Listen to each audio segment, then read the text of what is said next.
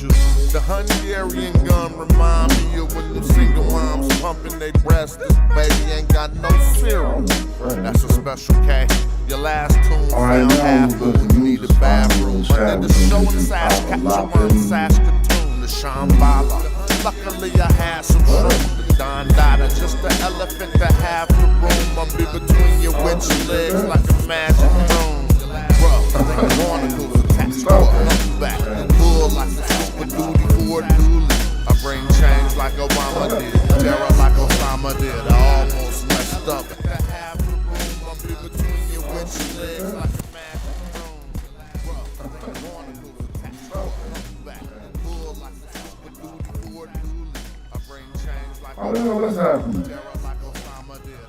That's some other shit.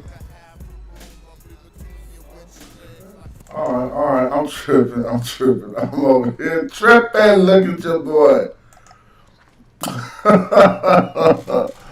I was like, hold on, water. That was slap though. I could bring that back. That was clapping. Dang, I was just trying to play that though. You feel me? I'm on my vibes, but that was just clapping. Hold on, what was that? Let me see if I can find that. What was just that? Was that? Oh, that couldn't have been that. What was that? Hold on. What's up, y'all? We about to build tonight. We don't even care. I don't know. That clap just came on and I wasn't even trying to play that. I was just kicking back, chilling. How y'all doing? Thanks for tapping in. I really want to talk about a few things tonight. Ain't nobody teaching online right now. Everybody fussing. Everybody fighting. Ain't nobody teaching no more. So I'm just going to put some stuff online so people can deal with it. You know what I'm saying? I was just, I was enjoying that slap though, even though I didn't think it was going to come on. But I want to put a few things online for people to deal with it. One of the main things I've been, not one of the main things, nothing. I wanted to talk about Nubian slavery in Egypt. And talk about some of the misunderstanding and some of the misinformation people are putting about concerning the relationship between Nubians and Egyptians. Now again, this show ain't probably gonna be like most podcasts. I ain't about to do too many theatrics to get my views or whatever, nothing. It's just teaching. You know, it's still gonna be fun, exciting, whatever, but we really gonna go in because I want this information to be up for people interested in the subject, not people just interested in, you know, YouTube entertainment, but we get a little bit of both. So I want to thank my first people for tapping in. I see y'all right now. I'm not tuned into the chat right now, but I probably put a Zoom link up or tune into the chat after we start building. After I do this little build just to get out what what I think I know about the subject, you know what I'm saying? Particularly pertaining to Egyptian slavery, since I wrote articles on it and it was all in my book. But about the interactions between Nubians, Egyptians, Cushites, the relationship between the three, the differences, the nuances, and what have you. You know what I'm saying? And some of the things people misunderstand about how it even go down. Let me get this out of my face so I can get right. Right now I just got all kind of stuff on the screen. I don't feel like seeing it. Well, I need to be able to see the chat somehow, so is the chat even live? Tell me ain't no chat on this thing, man. They tripping.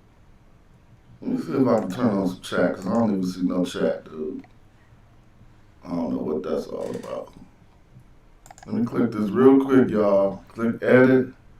Let's see if I can see what's up with the chat. Boom. Here we go. My bad. Wow. I don't know if they're going to bring that on the chat. Golly. All right, party people in the house. Now let me expand this chat, get it up out of here so we can get it in. And I ain't even tripping. If you're here for the topic that we're talking about, I already know you're going to get more than, I know, but how I pop out the chat, though? Pop out chat. Bow. All right, cool. Y'all can give me a like or a thumbs up or anything to help the stream get going, and we about to get it popping right now. Let me close this down. So, I don't know where y'all from, whatever community, but thanks for following me. Some people know me as Casual. Some people know me as Jonathan. Some people know me as the Magi. But one thing you do know, if you know me in any of those regards, is that I'm thorough. I do my research. I don't try to get out there and hop it out on, okay, I see the chat. What's up? What's up? I don't try to get out on my, you know what I'm saying, on the other shit, trying to act like a super master teacher about every subject and things I don't know about. I more or less like to drill it in real tough about the things I do know about.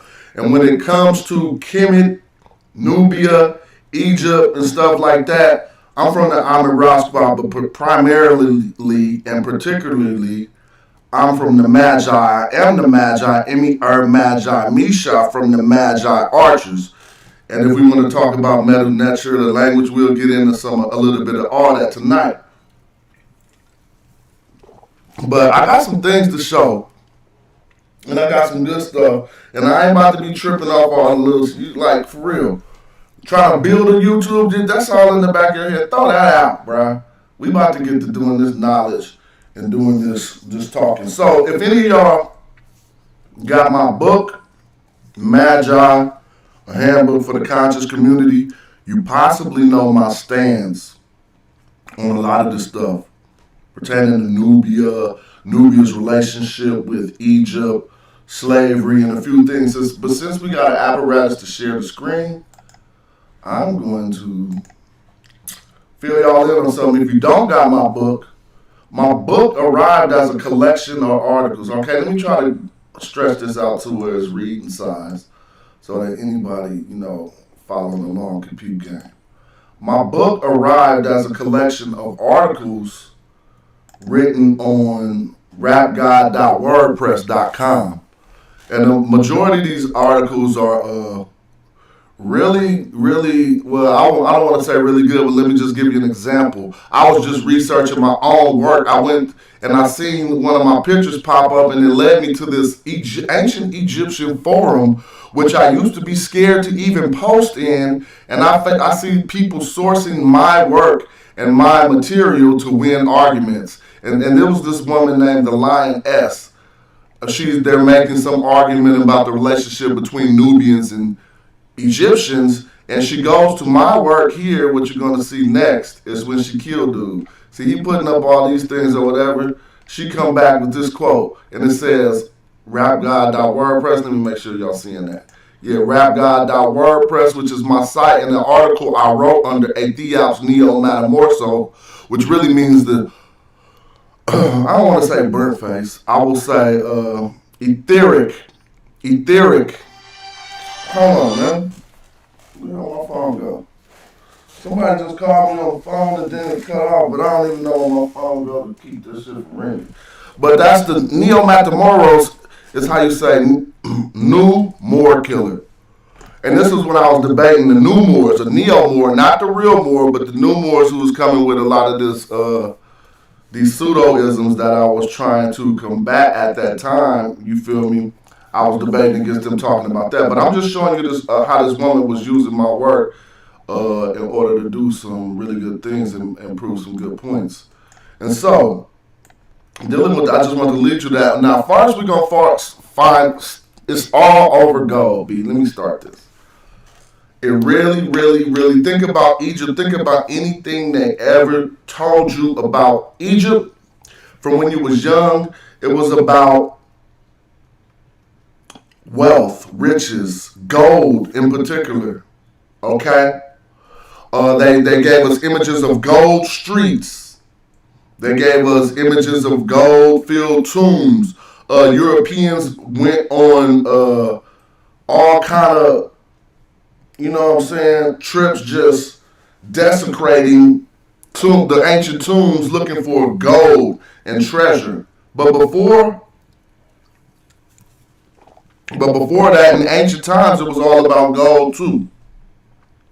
It was all about gold. I mean, we're gonna get it in, but we're gonna break it down. I can't tell you why it was all about gold. No one to this day can really tell you why gold is such a thing. We know about its properties, we know what it does, but why has it held such a value since ancient times? But one of the first things we want to talk about when dealing with one of these subjects, I'll start with my claims that the term Nubia, and then I want to start sharing the screen. I'll start with my claim that the term Nubia has etymological roots in the ancient Egyptian term for gold. Let me try to make everything on the screen bigger so it'll be easy for YouTube. Now we're looking at the hieroglyph for gold, and this is where it all going to start. The ancient Egyptian now you see this right here, this image, that is the hieroglyph for gold. Okay? Let's dig in on that, but let's see what they say.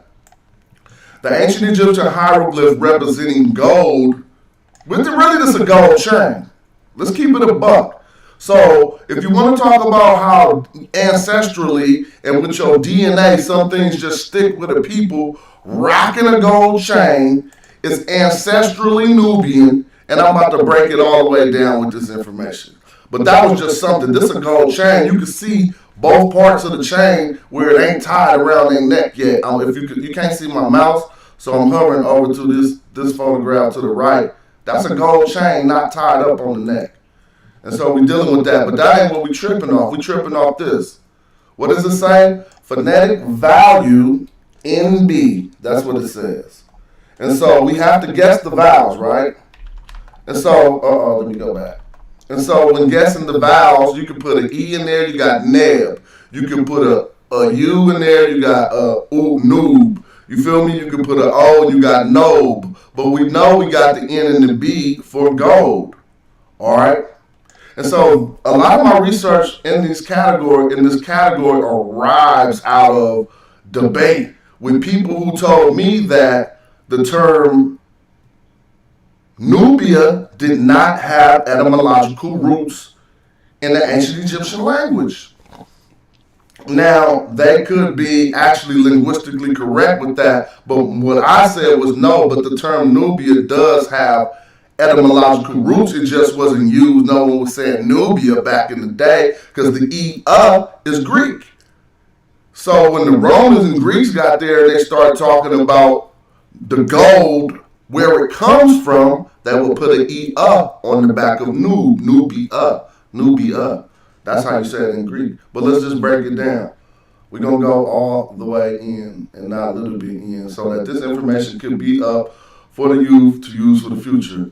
Now, one of the things it says, the phonetic value of NB is important due to its use in the horse of gold name. But we're not going in on that. I'm going to tell you a whole bunch of different things about gold. But what we find out is once we get to the Coptic, where we know how to say it, it comes out noob. Because the Coptic pronounced it noob, and Coptic is one of the closest languages related to ancient Egyptian if we're not going to start going into Bantu and more closely related African languages. This is like... and so we get Nebu or what have you. You feel me? And now that is one point I wanted to make before I started diving into the research that I brought forth. If you know anything, let's just skip to the map to keep this right. All right, you know how chemists start. Don't let nobody fool you about people coming up out the Mediterranean and doing nothing. That ain't even academic no more. Anybody telling you that people came about the Mediterranean or came from the East, they using old literature. They don't even teach that no more in academia. Even in Egyptology, all of the earlier racist Egyptology that pitted black people to be bad, trying to say that we didn't have no hand in Egypt, all of that is out.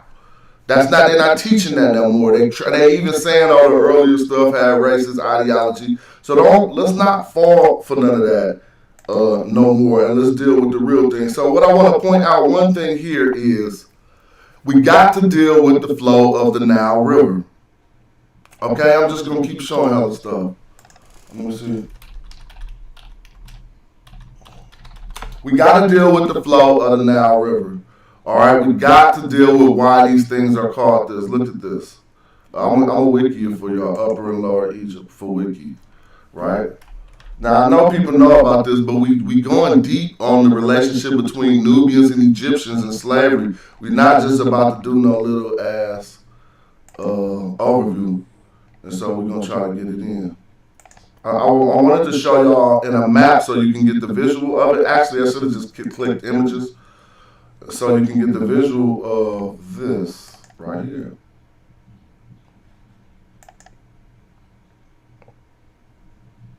Now, how about this? Can we get in there close?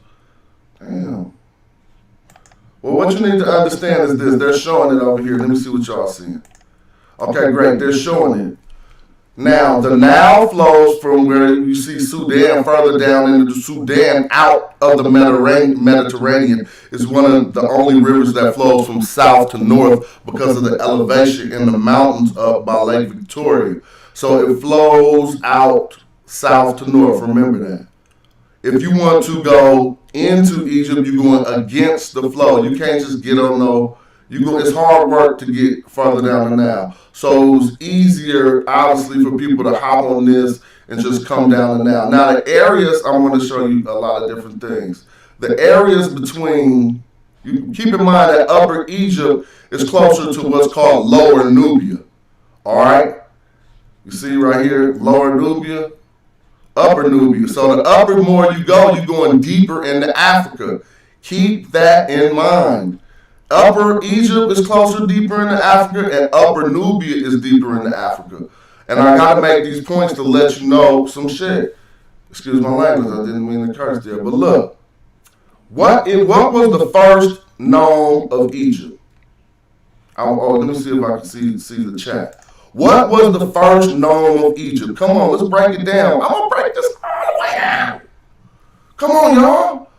Somebody can write it in there. You know it. We've been going over this for years. I need to show my face now because if somebody ain't going to be able to tell me what the first gnome in Egypt was, Ta-Seti. All right? Ta-Seti. Let's look up Ta-Seti. How would I look that up in Wiki? Ta-S-E-T-I. See if it pop up. Yeah, Ta-Seti. So this is the first gnome of Egypt. But where was the first gnome of Egypt, y'all? Look on the map I just showed y'all.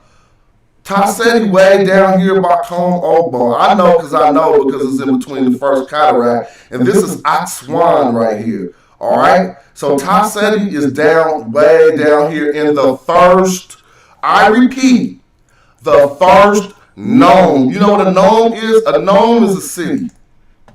Oh, I'm sorry. Damn. A gnome is a city. So if you look on this map, let me try to make it bigger. I can't make it no bigger, but all the way down at the bottom, you see Aswan by number 1, Combe Obo, and that's key because the two cities of gold are right here, Combe Obo and Nakata. Okay, so when they was talking about where to get the gold from, it was either Combe Obo or Nakata. We're going to break that down. Ain't no damn gold in Egypt. That's what we got to realize. And that's what I'm going to break. So every movie you've seen talking about the gold and all the riches of Egypt was really masking the riches of Africa, hiding it, and telling you this is what's popping in Egypt. Because there's only one active gold mine in Egypt right now to this day. In ancient times, they didn't have no gold mines. The only gold mine we find close to Egypt comes from Wadi Hamada in the Eastern Desert. All right, that ain't Egypt. And so I'm going to show you this. We're going to just keep on going. If you look at the bottom of the map, we look at the first city of Egypt. Because I said the first gnome. I'm going to qualify everything I said by means that people know. I'm going to put the word gnome right here. Gnome. All right, gnome, Egypt. Now let's see what it says. Each gnome was ruled by a monarch. The number of gnomes changed. It should just say a gnome is a city. The term gnome comes from blah, blah, blah. Well, Sapat, okay? A Sapat was like a bigger area of the city, but a nomos means district, okay? So we got that there. Now that's what a gnome is. So I'm asking you, what was the first city in Egypt? It was closer to Nubia. Why? Because of the relationship between Egyptians and Nubians. And so I just wanted to make that point. But the second point that needs to be made there is that the first known of Egypt was Taseti in Combe Ombo. All right? Now, why is that significant? Because the few things going to transpire in the glyphs, in the text, throughout time, where European Egyptologists say, oh, they was going in there and they was raiding Nubia and taking all their shit and coming back. But that ain't how it was happening. And not only that, when I did go to Egypt Search, the document I was looking for when I went to Egypt Search was one of my own documents that I had put up. So this is how I know she must have shared some more of my work, because I haven't seen what I was. Yeah, see, she shared all of my work. Look, the well-defined kingdom of Nubia. And this is what I want to show y'all. This right here. Okay? On the inscription of Unes from the 5th dynasty. We're talking about one of the first interactions where Egyptians had to come to, I'm going to make it bigger, where Egyptians had to come to Nubia to form armies for protection, bro. Okay? But what they do is they write this in to say that they went in and did slave raids, and they reread this. They read this wrong. And I got all the proof because I did the research. So right here, this inscription, I'm going to blow it up for you because I want you to see some shit. Let me see. Can I make it bigger? But I want you to see, this is all my work, by the way, that somebody else was sharing with other people too. Now, what I want you to see in this inscription, this is from E.A. Wallace Budge's book. But we talking about the relationship in slavery and Nubia, and ain't nobody gonna have much to say after this. So this says Nahes. You see everything underlined. Notice they all got what? The ostrich feather. So that's why when you hear me rapping about the ostrich feather, it is because that is an ancient indication that you dealing with a Nubian. Are you dealing with an African from deeper into Africa? It was the ostrich feather. So why do all of these, you see, look, what you see is 3 letters in front of 3 men. The letters are NHS, Nahes, okay? And so this was Unes saying all of the Nubians that he went down there and got in order to form this army. And so let me try to see if I put the actual inscription on here so I can read it for you and make this clear. When people misrepresent the relationship between Egyptians and Nubians and get to start talking about captivity, which we're going to go into, we need all of this preamble to the story. You need all of this precursor to the story in order to be able to dismantle and defuse people coming with the pseudo knowledge. So again, this might wind up being a long video, but let's go in and let's do it. The inscription of Unes where he was calling on, let me see. Where we going? I'm just going to read directly from my article. It says, there is no confusing Nubians with Kushite. Oh, no, I don't want to go into that part. I want to go into right here. No. Well, basically, it was the inscription of all of the different, well, look, the first ones are basically from Mijah. If you look under the letter 100, because now I got to read it in the Manumission, which I wasn't trying to do, but I don't see that I put the translation on here, so I could just read it in the Manumission. Mijah, I claim the Magi, okay? I don't know if y'all see my mouse, but under 100, you see an owl. You're reading from the left. You see an owl, you see fire inside of a pit, another owl, and then something that looks like an E facing the sky. That says Mijah, is that ooh? No, it says Mijah, okay? The first people. So he said he went to Mijah to get some Nubians. Notice he said Mijah first, because Mijah turns out to be the land of the Magi. Okay, but he went to Mijah, and then he went to Mayam. He went to Mayam, the second. I know y'all know. After the first black, inscription. He went to Mayan. I'm not even going to do this, but he went to all of these places to round up Nubians in order to fight off Syrians. And it's okay.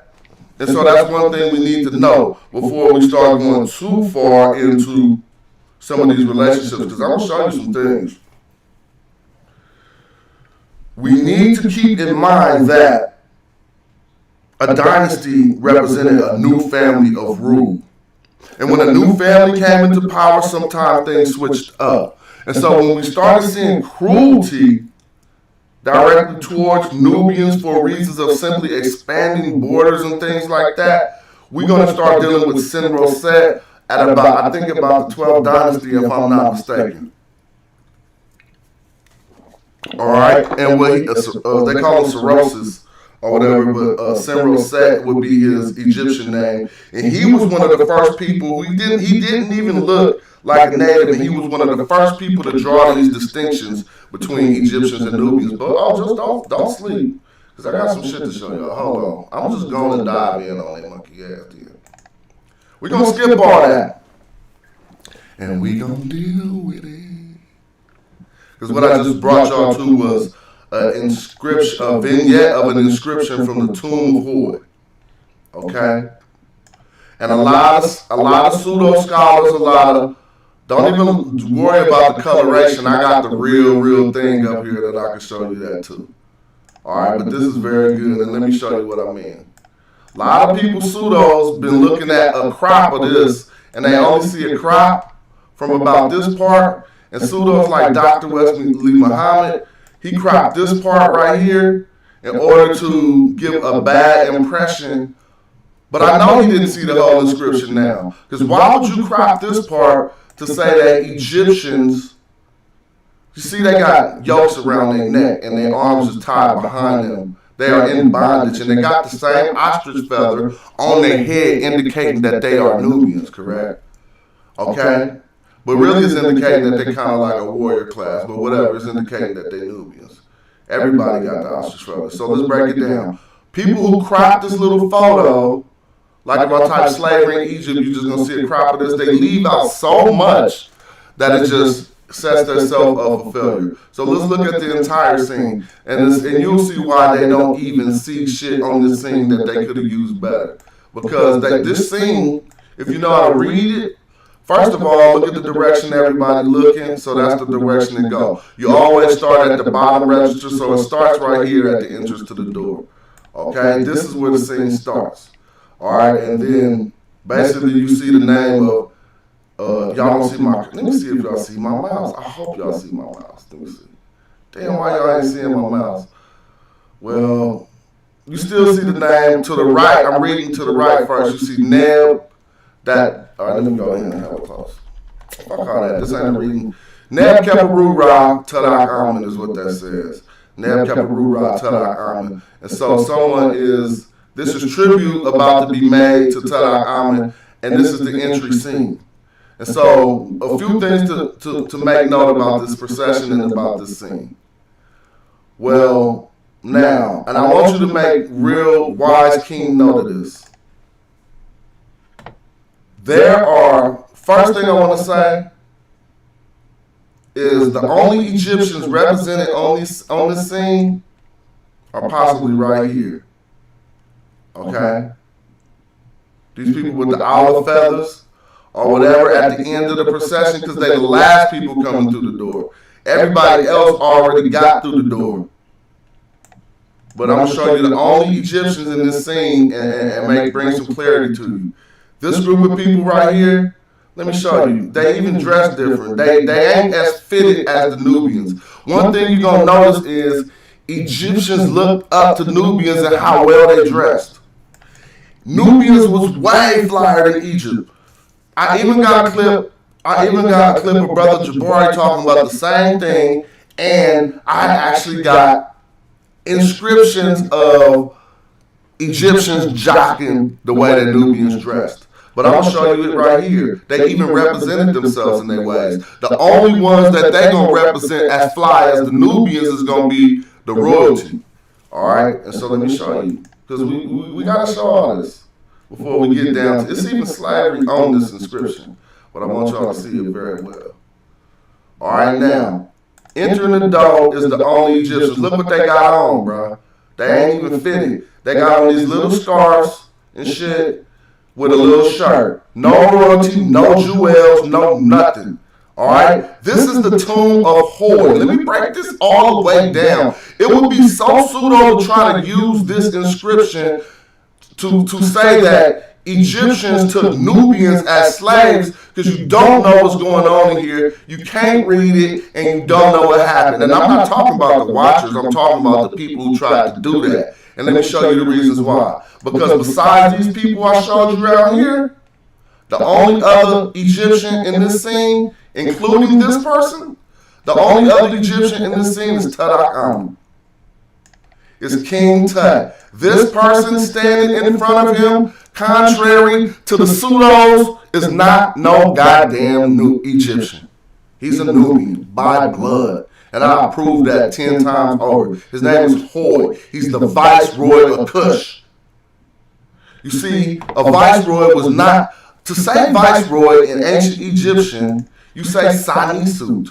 Sa is a son. Nisut is the king. The viceroy was the Sa-Nisut. He was not the prince. This is when this type of diplomacy started. When you got a person from another land, brought them into your kingdom to be the foreign dignitary of that place.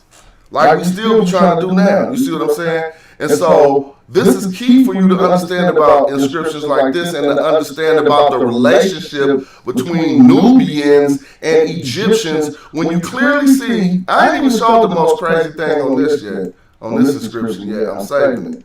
But you can clearly see these people in bondage, but here's something else you also need to know.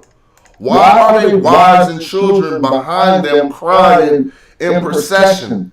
That's not slavery. That's more like jail. And I'm keeping it real. The women and children are behind them free. All right? She mourning, another woman next to her mourning, but they holding the kids while the men is being taken in the procession to Tarak. But let me break it down because this is where motherfuckers fall off.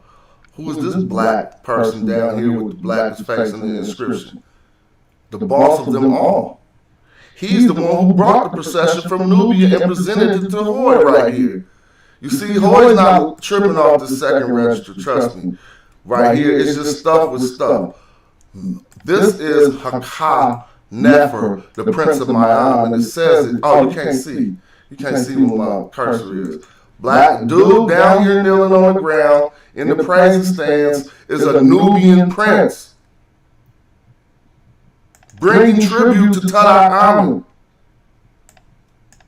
This ain't what they tried to make you think it was. Okay? And so he is in control of everything that's happening in this procession. Hakan Nefer. And I'm going to even take you further. Look at this image, bro. This is how I know the pseudos did not even look at this because they would have been using this image 20 years ago. Nobody used this image ever. We go to Deuteronomy 28 in the Bible where they talk about they're going to be carried off as slaves on ships into Egypt. How come that couldn't have been talking about the Nubians? When I'm showing you this contemporaneous to the story to tell that it describes. Beat that up. And I'm going to show you this for real now since I can't just show you no picture like this. Come on, man, we ain't playing with it. I'll take you straight to the tomb of Hoi. Pictures from the dude who just walked through there, bro. It's fine, the same exact picture. First of all, let's look at Tarak sandals. If y'all really want to get jiggy with it, hold on, we about to get jiggy with it. Because we're going to look at some sandals. We're going to get jiggy with it. Bow, bada boom, bada bing. I ain't even bada boom and bada bing you enough. I need you to see this. Hold on. Look at these. Look at this. And look at the sandals for real, for real. See, oh, okay, they ain't gonna let you see the whole. I just gotta do that. Look. You see, count how many bows you see on these sandals. Look at the Nubian and the Canaanite or whatever in bondage. Okay? Strapped on Taxation sandals, okay? You count 1, 2, 3, 4 bows on the right sandal. Same is symmetrical. And then you count 4 bows at the bottom. And there's a question, why are you counting these bows? 8 bows. The enemies of Egypt were called what? You feel me? The enemies of Egypt were called the 9 bows. You feel me? And so, right there on Taxation, I'm excited that we see some of the 9 bows, but I want to get back to showing you. I don't know, do I got it stuck on that or something? Oh, don't make this off. See, y'all gotta excuse me. Because I'm trying to do things on the fly while I'm teaching and reaching, and I'm reaching. I ain't reaching though. I'm teaching now. But what I want to show you is the actual image of that, where you can't see nobody repainted it and changed the hues of the people and made Taxation look all light skinned and shit. It wasn't looking like that. But that ain't what I want to show you the quote unquote slave ships. Look, bow. Oh, this one hurt. Let me see. Let me get this out of here. Hold on, family members. Bow. That's, oh my God, look at that. That's why that Amaral Squad logo is spinning at the bottom, because the research we do. How you trying to tell me we've been in this community all this time and nobody was showing us that it was actually an occurrence where servitude was brought into Kemet, Nubians were brought into Kemet on boats like this? But see, the problem they would have would be saying that Egyptians subjugated these Nubians. They clearly didn't. This is Hakat in control of this procession. This is a Nubian like, man, we getting rid of y'all. You feel me? Y'all through. We taking y'all to Egypt, y'all through. But there's a lot more in that regard, and that's, I'm just going to take this off. Matter of fact, I'm just going to make this so we can keep on building with the full screen. Because there's a lot more I want to show y'all in that regard. Now, I want to say something. Ta-Nehesi. I don't know what's going to pop up, but I hope y'all see in the wiki. I'm just qualifying things with wiki. I'm not, I didn't learn it here. I'm just teaching. I'm trying to teach other people about it. See, Ta-Nehesi don't even pop up, but it says etymology for the Egyptian word Nubian. See, Ta-Nehesi. But let's see what Google got to say. I'm just qualifying these things for you guys. Before I teach you about it. Ta-Nehesi, Ta-Nehesi, where all the gold was. Okay, so now we're starting to think. I was the person, I didn't find this in nobody else's work. Dang, it ain't popping up. Ta-Nehesi. Oh well. I can just show you Ta-Nehesi Nubia. It's crazy how much weak stuff, how weak Google is when it comes down to real knowledge like this. You gotta go try to find shit hella hard. Taxation. Okay, they said Taxation. That's just the first known, remember? That's just the first known in Ta-Nehesi. Taxation was just one of the, look. I broke it all the way down, but let me see if I can find, oh well. What does it have to do with anything? It is because now you see the progression of the culture came from down the river. Or up the river, you know what I'm saying? And it floated downstream into the areas of Egypt. By the time we get into scenes like this is full bureaucracy. This ain't no type of forced nothing going on here. As a matter of fact, I told you this is the Viceroy of Kush right here relating to his prince, because he's not really the son of the Egyptian king. He's just being called that. But he got taken from Nubia or however and appointed with a royal job to instill this diplomacy. Before that, it was all kind of fights and skirmishes between the people. But I need to show you something, and I hope they let me find this a special way. I'm going to type on my page the special term, and I'm going to type SMRNBU. Guess what that means? Smear Nebu. It means gold, friends. And obviously it's going to pop up in another article that I wrote. Yes, okay. Somebody going to tell me, in order for you to say that that's what that was all about, you would have to find some ancient Egyptians saying that these people in Nubia were the gold people, were the people of gold. I found all of that. First of all, hot, man. Come on, I'm breaking it down. And I got to break this down because we're talking about slavery in Egypt and how all this shit went down. All right? So you can understand why Egypt wouldn't even have been Egypt without Nubia anyway. So much fighting started happening over the borders and the gold mines and the quarries that we got to where we got to. But I told you, one of the first times we ever see the term Mija or Magi pop up, it was in the 5th or 6th dynasty when Unes needed to recruit some warriors to fight off some Syrians. So he went deep into Nubia and it say he got tens of thousands. How you gonna go if you need some help? How you gonna go if you need help? How you gonna go form a slave army out of some people that don't make no sense?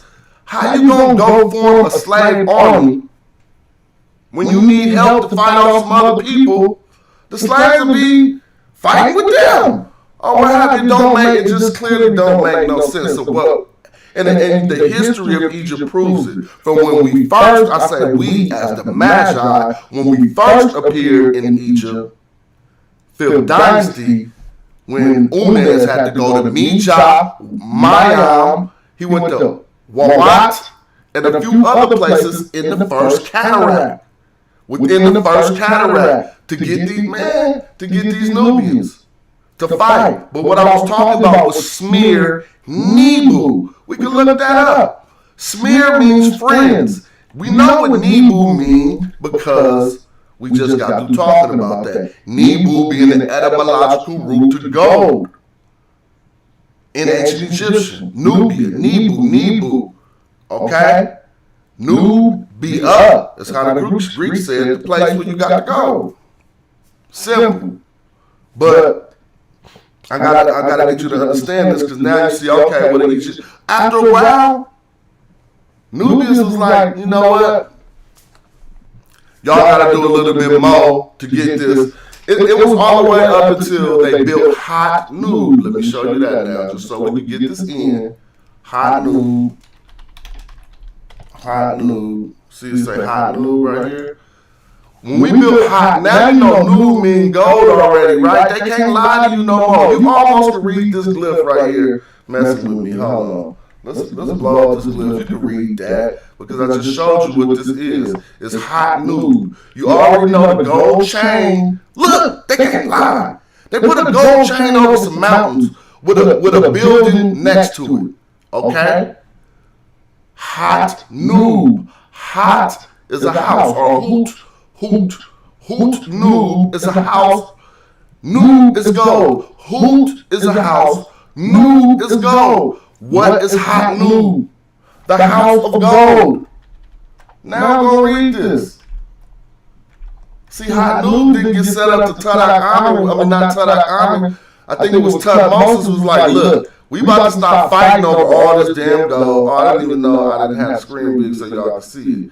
We about to stop fighting over this gold, and he installed the first viceroy.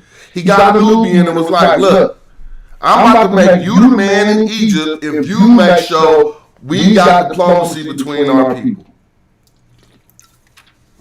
Man, if you, everything, like I seen Zion Lex's video, and me and him supposed to have a dialogue. Shout out to Zion, no hard feelings. We just, I ain't even in it like that. Like when the cats start getting into the pseudo fake fighting funk shit, hell no. I still like to teach on the internet. You know what I'm saying? But he was talking some pseudo shit. And that's not the worst pejorative. Sometimes you just come to the wrong conclusions by your methodology. But some things that he was saying about how Egyptians treated Nubians, it can't. See, when you're talking about a culture of about 31 dynasties, over 3,000 or more years, you can't talk about that monolaterally and act like, oh, I ain't looked at the child or nothing, hello. But you can't talk about nothing like that monolaterally and act like, you feel me, how it occurred at 3,000 BC, it occurred at 30 BC.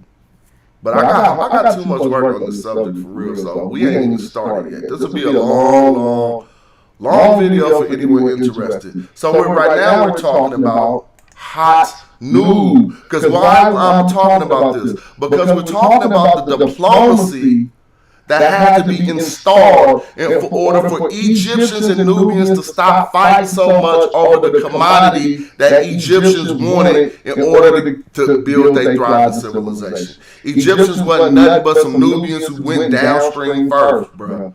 Period. Just like Nubians ain't nothing but some Cushites who went downstream before they went to Egypt.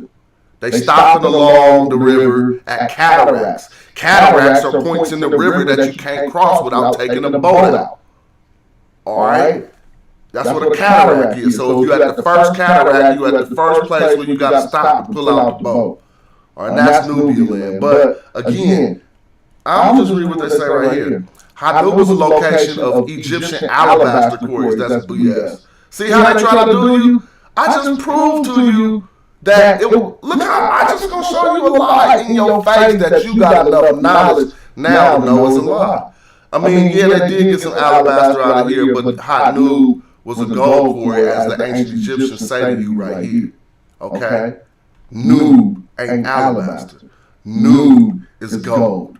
We qualified that. This is a gold chain, but yet we start reading the wiki and they tell you it's alabaster. So they're going to tell you again, occupied the eastern desert, but look, the pottery hieroglyphics description and hieratic graffiti at the side show that it has been used immediately from at least in the earliest of the reign of Khufu into the Roman period. The Hanub quarry was used from Khufu to the Roman period. But the Hanub temple, let's get that clear. The Hanub fortress was built by Tutmosis. Okay? And so we got to understand that because, again, and Tutmosis was always also the first person to install a viceroy. So they was like, look, we're going to stop all this fighting. We're going to stop all this subjugating. And about that very same time, the Magi became synonymous with the term police in Egypt.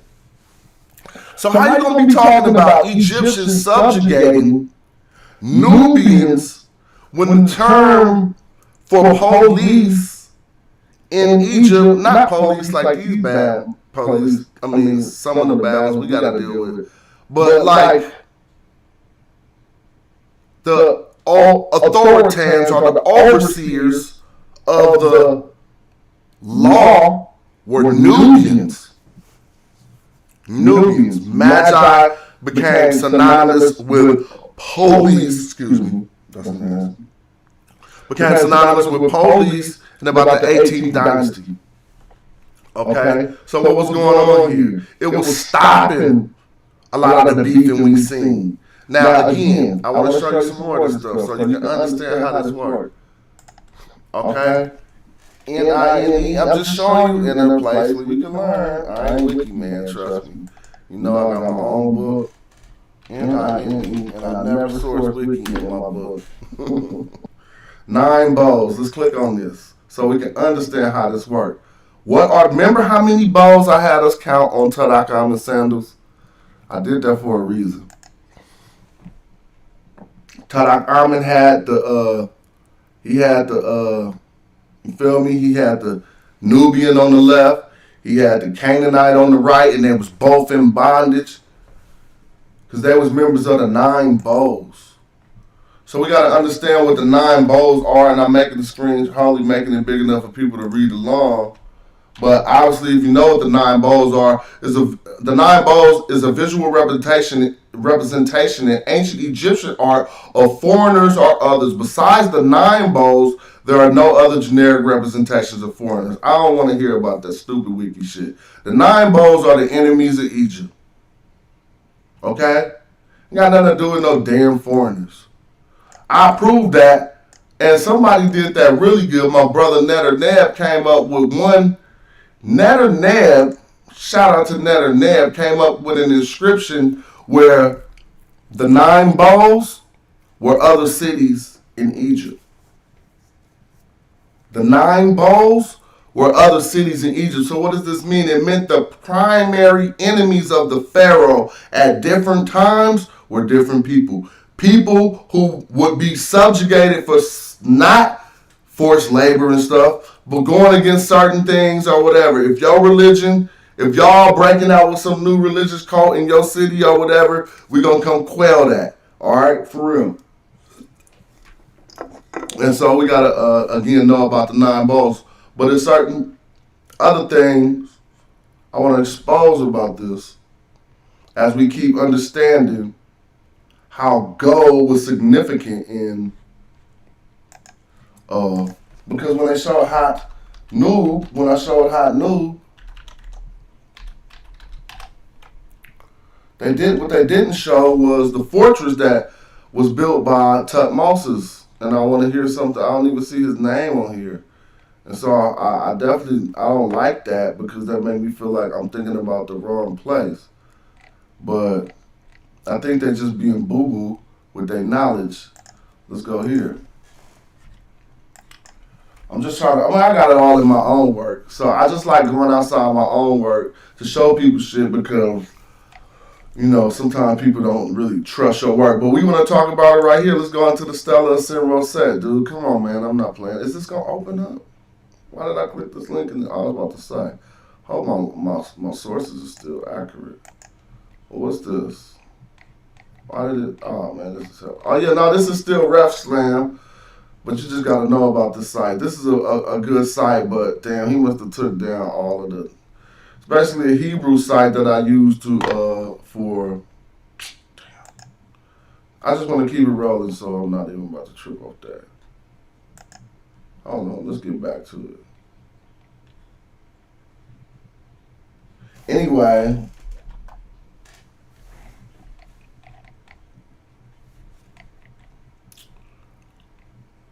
this is an honor that she was just posting all my work up here like this. I must have been a real boss, but that's just a side note. Let's get back to where I was at. Hold on, let me see if I can look at the chat real quick. What's up? Oh, I see. Oh, shout out for some people for rolling through the chat, look popping. Yeah, and so look. So now we start to see things like, I'm going to get off wiki to show y'all the 9 bowls better. Because sometimes you can just stay on images, and even books is the best, but. Right, I'm going to hit the 9 bowls, right? And see, here we go right here. The enemies of ancient Egypt. You can clearly see that I'm trying to get into this website, so you can clearly see on these certain inscriptions that there was no discrimination when it came to the subjugation of certain peoples for whatever such reasons, okay? Like right here, what I'm showing y'all, oh damn, come on, man. Can't nobody see this shit. Hold on, look. You feel me? Hold on. Look, bruh. These are some of the 9 bowls in the time of Ramses. But notice, again, you see this rope around most of their necks? You see a rope around every one of their necks, right? And this one got his arms behind his back. What happened? This one arms are in some type of shackles in front of him. These are the 9 bowls, okay? This ain't no Nubian right here. Right here, subjugated. So now it's going to lead us into the nature of slavery in ancient Egypt, and we're going to start talking about it. Because a lot of the stuff that we hear is just pseudo and fake. The word slave market that ain't no thing. It was no, look at this fake ass stuff that Zion Lex was using on his. He the one who will go to Wiki and try to show you something, and then won't even show you he got it from Wiki. And then when I go do a quick ass search, I'll be like, oh, he was like Wiki. Let's go. Slavery in Egypt. Excuse me. In Egypt, right? Click on the Wiki and you're gonna see Zion Lex whole presentation. Slavery in Ancient Egypt Wiki. Now look, what's the first thing they're gonna bring you to? I'm about to beat this up, bro.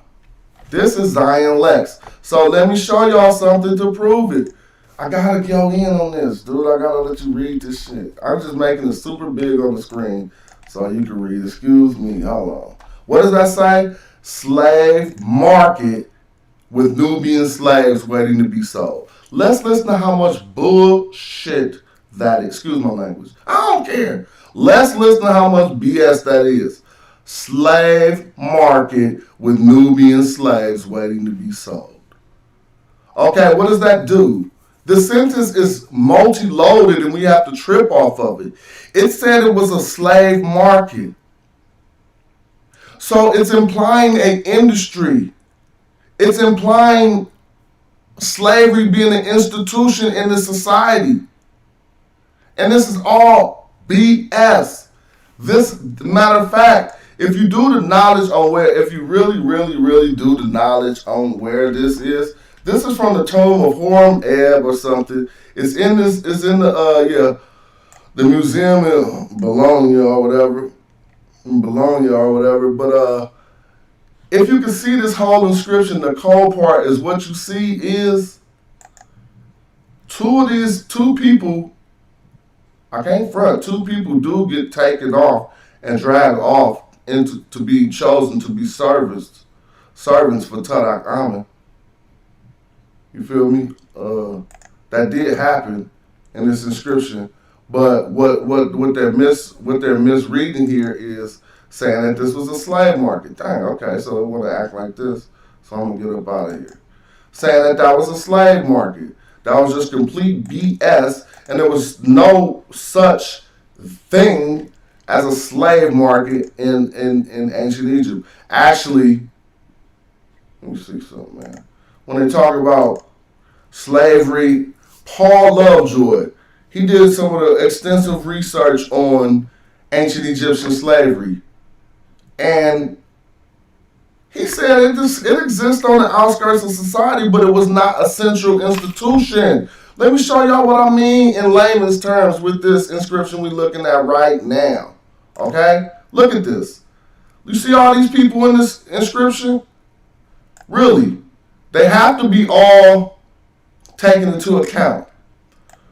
The minimal amount of Egyptians at the end of the procession coming in who ain't fitted, and the bossy, well-dressed Nubians up here that's stupid fitted. Look, dumb gold all over everything.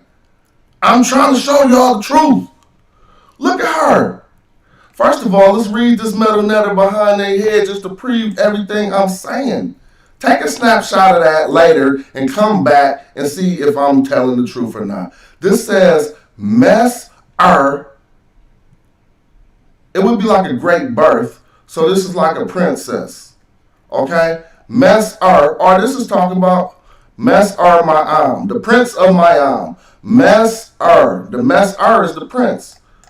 The great son, basically. The great son of Ma'am. All right, look at this blonde wig. She's a Nubian coming from Nubia with this gold crown on her damn head. Okay? These gold earrings, hella big. A blonde wig on. Look at this royalty. Look at how they dress. They got bracelets. Everything is being represented. This is royalty. Look at the Egyptians. Just look. Why am I showing people shit that you could have seen a long ass time ago? Cause nobody really be looking. Like, come on, just see what's going on here. Now when they start, these are the commoner Nubians, but they still got gold staffs. So they're not common. And they start to be wearing these bracelets that the Egyptians don't got. This little stuff in your hand is boo-boo. I'm sorry. You got little olive feathers and stuff. Y'all wasn't nobody. And so this is Nubians bringing stuff to Tadak Amen.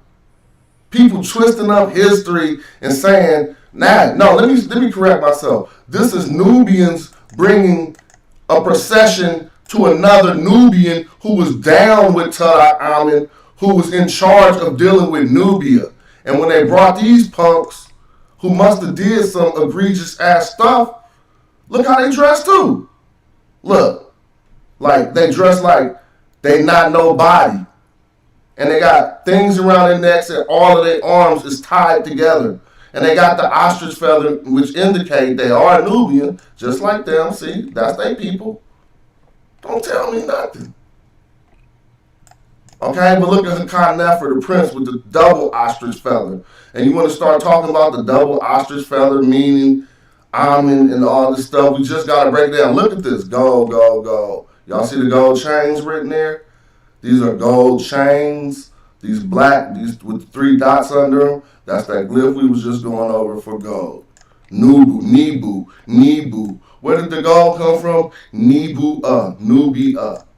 Okay? So this should do a little bit of vilification for at least some of the claims that Nubians were wretched Cushites, and we're gonna keep on going in. But this is just giving some explanation to how some people misuse this type of work. The same way I use this picture to get some people to come into the live stream by posting an inflammatory picture of some Nubian slaves on a boat, a slave ship. Let's just say that the first ancient slave ship was ancient Egyptian. Why not? You see it right here. I don't care. But what you want to do is look at this slave ship. It's 5 people on top. Okay? It's 5 people. So you know this was not no institution central to doing nothing. You see what I mean? These was just some bad people. What could you build with them 5? That's what I'm trying to say. What you gonna build with these 5? A pyramid? Now I want to talk about a different side of things. When dealing with this situation and dealing with this topic, I will refer back to some of my work on it. Let me see if I can find that Rap God page I had up. But to see my work, let's go back to it. To see my work being used on this forum that I used to look up to, this is all my work. That's not everything she's posted, the lioness or whoever, member number 17, all of the stuff that she's posted is my work. And so this is me breaking down the bow right here. Let me see. Breaking down the bow and how basically all of this stuff had to do with these guys from Taseti, the Magi. All right, this ain't my work right here. This is something else. But this is a forum. Again, let's get back to it and beat it all the way up. So I'm gonna go through this article I wrote to get to some significant points that I wanted to make and have up here in this video for people who don't know a few things. One thing, let's just skip here. What do you see on these guys' heads, huh? Come on, y'all. What does it say? It says, Assyrian relief depicting the defeat of an Egyptian fort. Close-up of Nubian prisoners. Hold on. We got to start comprehending what the hell it's saying. An Assyrian relief depicting the defeat of an Egyptian fort. So why they got Nubian prisoners? You see? You see? Everybody you see in ancient, listen, deal with the ostrich feather. Own that as a Nubian, bro. That's ours. Can't nobody take it. That's ours. Hold on, let me bring this down. The ostrich feather is what it is. The double plume, every place you see it in Egypt, there's paying homage to Nubians. Okay? But just like I'm showing you right here, look. You see, this is an Assyrian relief when they went and this is Assur-Haddon. Esarhaddon came in and beat the shit out of Taharq and them. Not even Taharq's predecessor. I think it was Tawul, his brother. I can't even say Taharq. Not Shabaka, not none of them. It was a weaker king. No disrespect. But this dude came in and put toes on Egypt and took what they call Black Egypt. That's a misnomer, and I'm going to beat that up too, y'all. Because we're going to talk about Nubian slaves in Egypt. You see these captives? They're not being taken back to Egypt. They are being expelled from Egypt. They were Nubians, the Magi. That's who they were. The protectors of Egypt, the vanguards of Egypt. When Esarhaddon came in, he was cold. The son of Sennacherib, if I'm saying that right. And if I'm not, just correct me in my comments. But we building right now just off the top. When they came in, they smashed it out. And your boys, the Kushite kings of Nubia, they couldn't handle them. And so they got ran back down to Kush. You feel me? But in this capture, what's relevant to us talking about Nubians being enslaved, these Nubians got walked out. Look, you can see the whole relief. This was big, like they came in trip. This ain't an Egyptian relief. This is a Sumerian relief. Again, it says Assyrian. This is an Assyrian relief depicting the defeat of an Egyptian fort. Nubians feather in their hair on the left are marched off as Egyptians are on the right watch. You hear that? How does that work? How do they invade an Egyptian fort and the Nubians get carried off while the Egyptians on the right watch? Because it was the Nubians who defended Egypt. I keep on saying that. But we ain't going to get our point. We still sticking with this captivity, right? And so we showing you exactly how some of this plight transpired. Hold on, because I'm just snatching it over live. We showing you how some of this plight transpired. You see what I'm saying? Look, dude got a head in his hand right here. And I hope it don't got an ostrich feather on it. Let me see. Homeboy with the head. Yeah, it probably do got he holding it by the ostrich feather. And other dude got two heads in his hands right here too. You see that? They're at the top of the steps, coming down the steps. He holding one head in his hand. And then the dude behind him got two other heads in his hands. Okay? But this subjugation was going back to Assyria. Okay, this was Magi warriors being caught in about the 25th dynasty. When history say you can't find the Magi no place around Egypt no more, Egyptologists and pseudo-ologists say shit like you can't find the Magi after the 25th dynasty. But after the 18th dynasty, but I'm clearly showing you here because, oh, that's my dog. Where you at, boy? Let me let my dog out the room real quick. Oh, go ahead. Yeah, they tell you can't find none of this till win. 25th dynasty, no Nubia. Now let's keep beating it up. I mean, we're going to beat it all the way up, man. I'm getting tired of this. Let me show you something.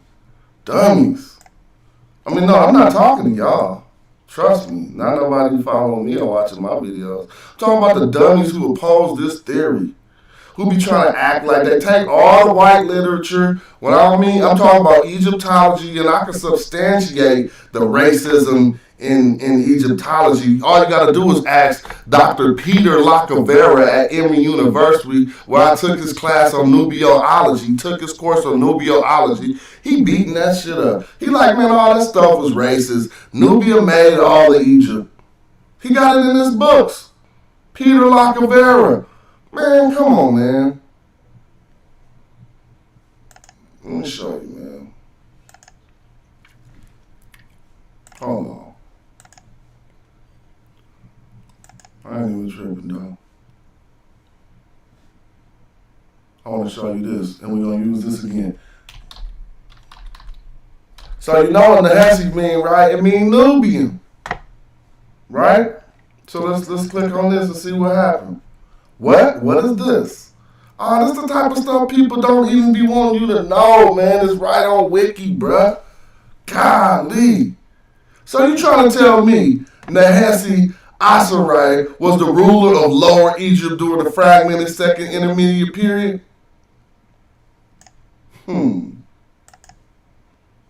Nahesi. That means Nubian. So we got a Nubian pharaoh in the 14th dynasty, while everybody's sitting here talking about Egyptians enslaved Nubians. And now they try to tell you this. Recent evidence makes it possible that the second person with his name, a son of a Hyksos king, lived at a later time. Man, they can't lie to us because we do the knowledge. We know what Nahesi means. A lot of people reading this don't know what Nahesi means, and they're not about to tell you. Let's see. In a review of the Second Intermediate Period, Egyptologist Kim Ryholt proposed that Nahesi was the son of the direct successor of Seshi with a Nubian queen named Tati. See? They just trying to give it to the queen. They trying to tell you that he said he's a Nubian, but they don't want to say. Now they're saying it. Egyptologist Daryl Baker, who also shares this opinion, poses that Tati must have been a Nubian or of Nubian descent, hence Nahesi's name meaning the Nubian. Bow. So you trying to tell me in this whole little fake, old little community, everything, all of these master teachers, everybody trying to let y'all believe that the only black dynasties or whatever, the only Nubian dynasties was in the 25th dynasty?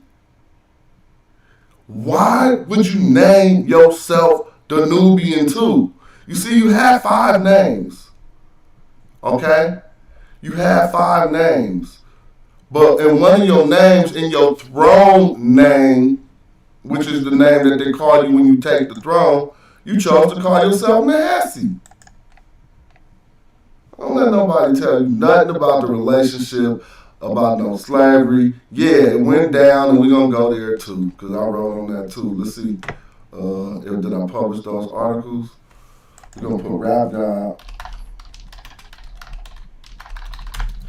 God WordPress. So now that's one thing that I don't know how many people did know that, but right there in the 14th dynasty, bruh, a pharaoh named Nahesi, the Nubian.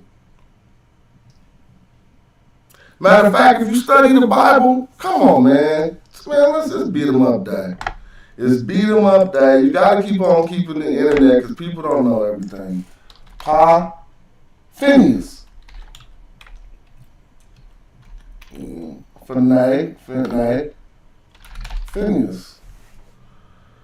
Phineas.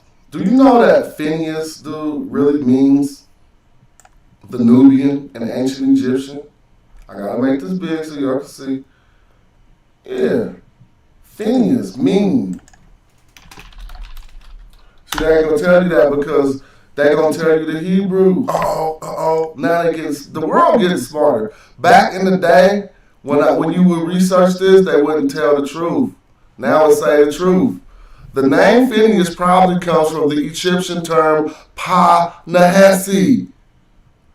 Pa-Nahesi.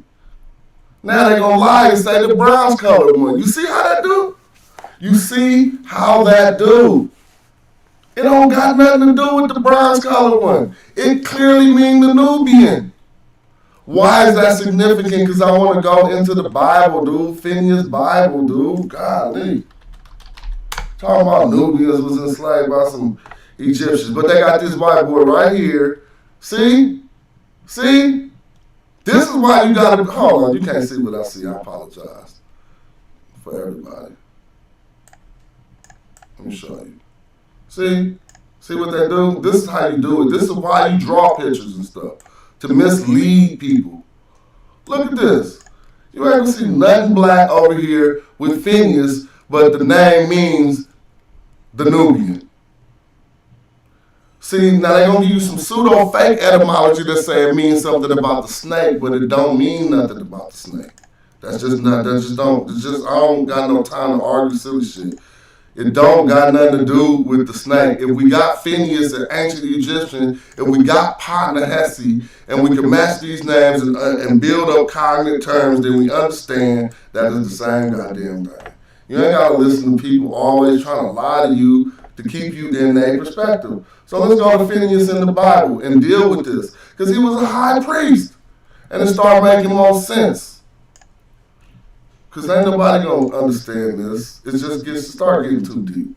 See, who was Phineas a high priest of in the Bible? According to the Hebrew Bible, Phineas, I'm gonna make it smaller so I can read it. Sorry, I just have to read it to you guys. Hold on.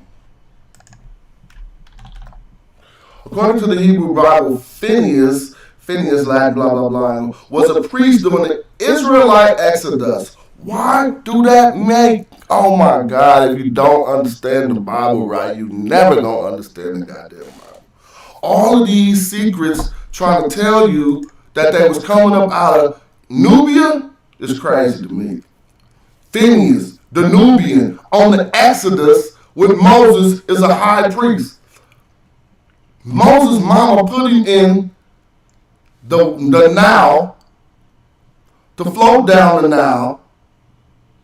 Do you know which way the Nile floats? From south to north. In order for you to wind up in Egypt, floating down the Nile, you have to be south more than Egypt. In Nubian areas, possibly. And so, I mean, I'm not even tripping. I'm just showing you. Phineas was on the Exodus with Moses, and his name was Nehesi, an ancient Egyptian, which means the Nubian.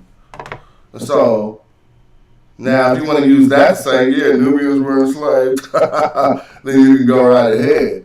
But it contradicts what most people teach about these type of things.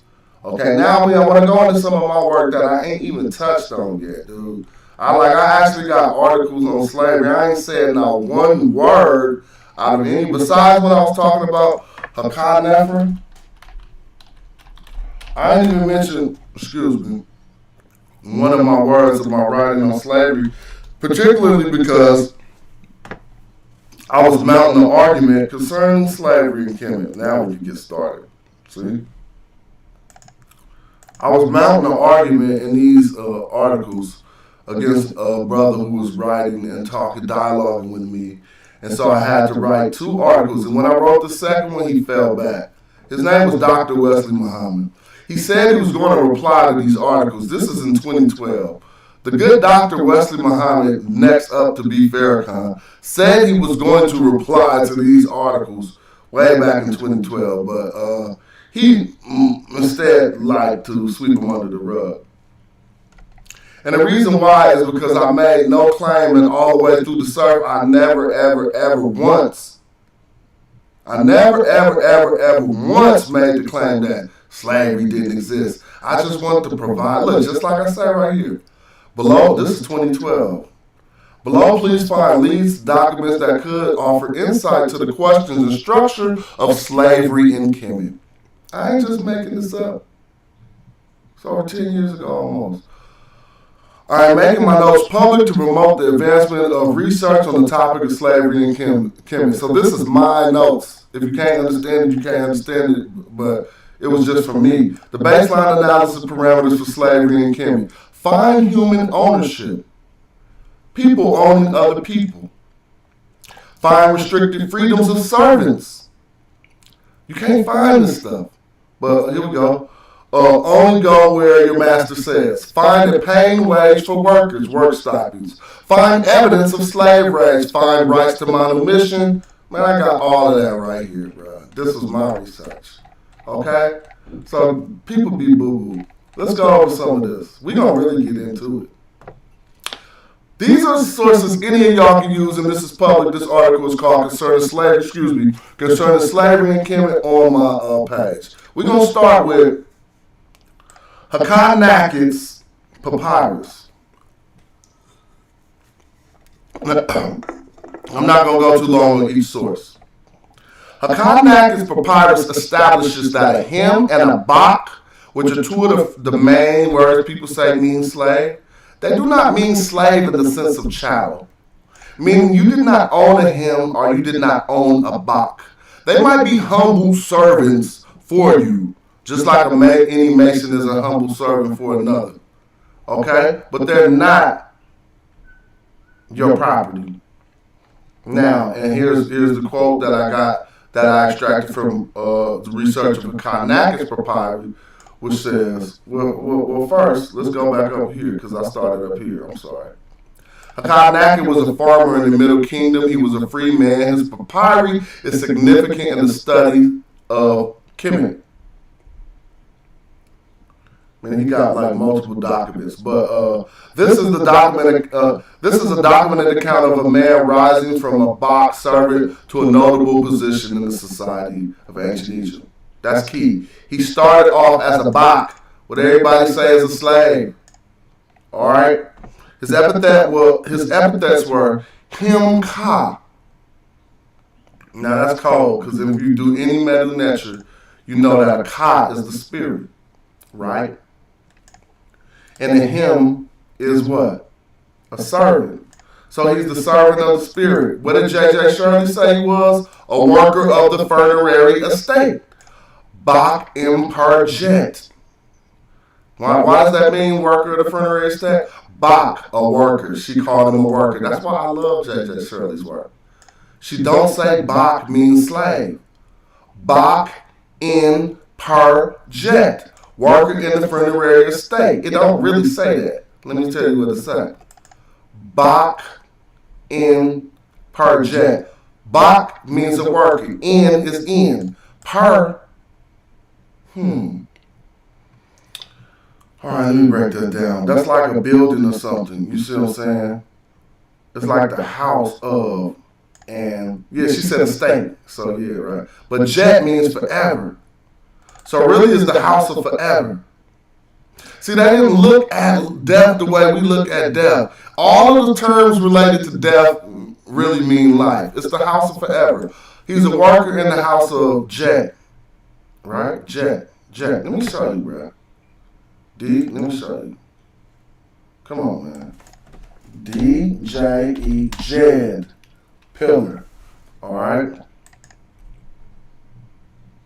Jed Pillar. We don't want to show pictures. We want to show people stuff they can learn right on Wiki. You didn't know you could learn a lot on Wiki? They do got some stuff. It's one of the most common, so I said jet. Remember, but if they show you the glyphs for it, you're going to see the glyphs that are, no, this is just one way to read it. That's not it spelled out.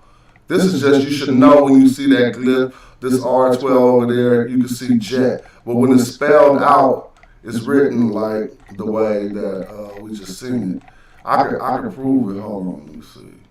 Are they going to show the garden sign list for it? Jet forever. This is a pillar. What's up with my middle letter? Forever. Jet forever. Eternal. All right. Whatever. This is stability, and anybody who studies ancient Egyptian knows possibly the simple mistake that I'm making right now, but I'm not attempting to do that. She says it right here for you.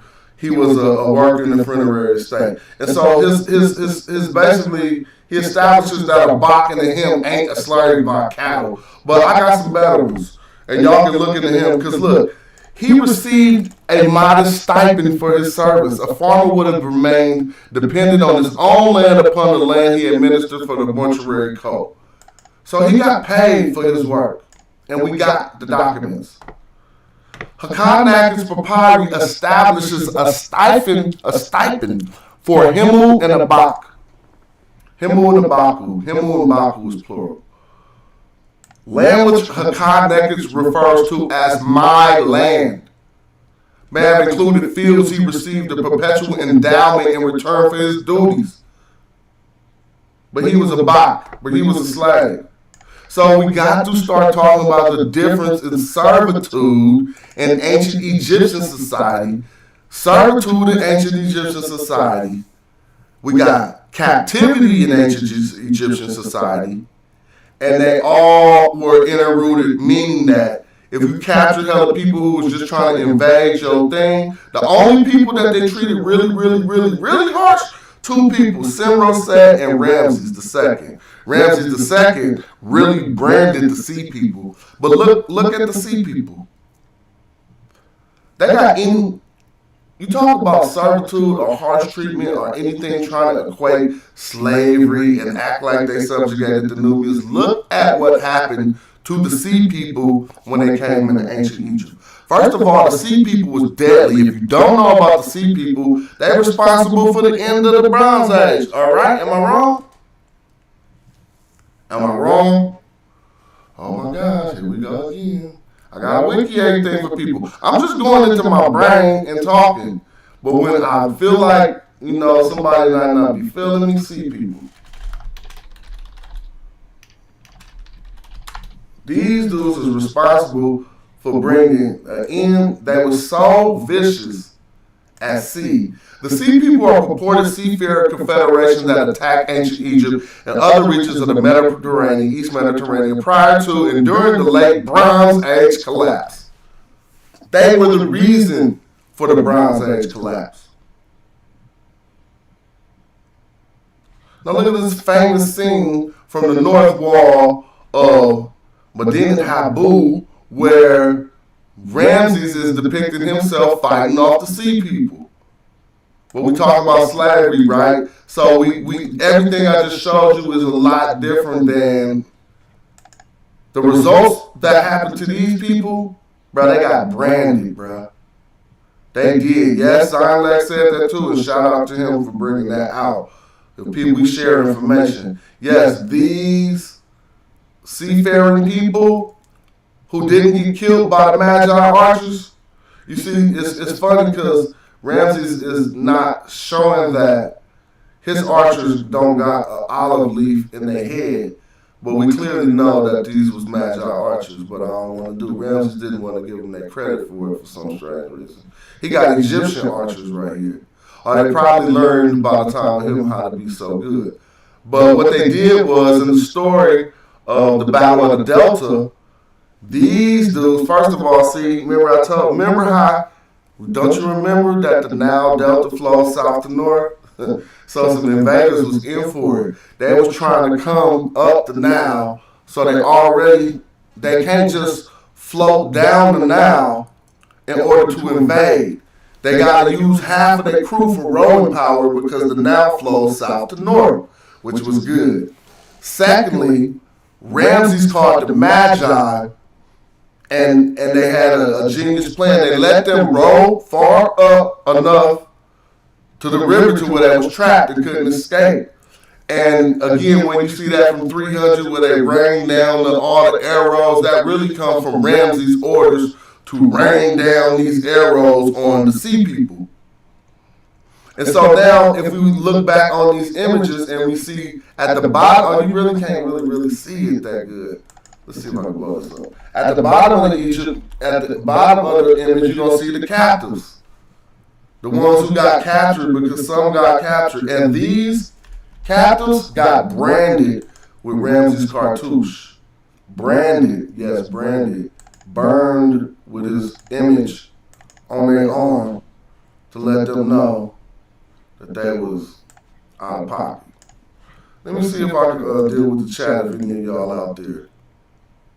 Yeah, they really got branded. I see y'all. Shout out to my people who, I think I need to build more, man, because when we building, I messed that up. Oh, y'all do Metal Netter all the time. I should have been asking y'all. So when I was reading that one glyph that I was looking at, I think it said jet. Ain't that forever? Forever. What's forever? Yeah. That jet is forever. A jet pillar is like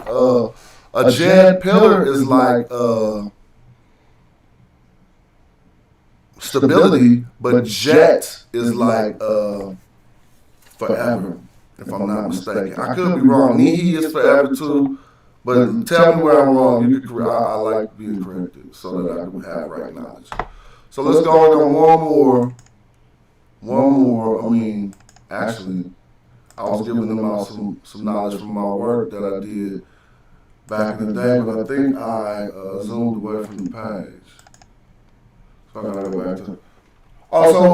let's talk. Let's deal with this right here. Let's deal with this right here and read this article what you can. What does it say? Oh, I'm sorry, you can't see. I'm at Scholarly Commons. It says, "We have come to serve the Pharaoh.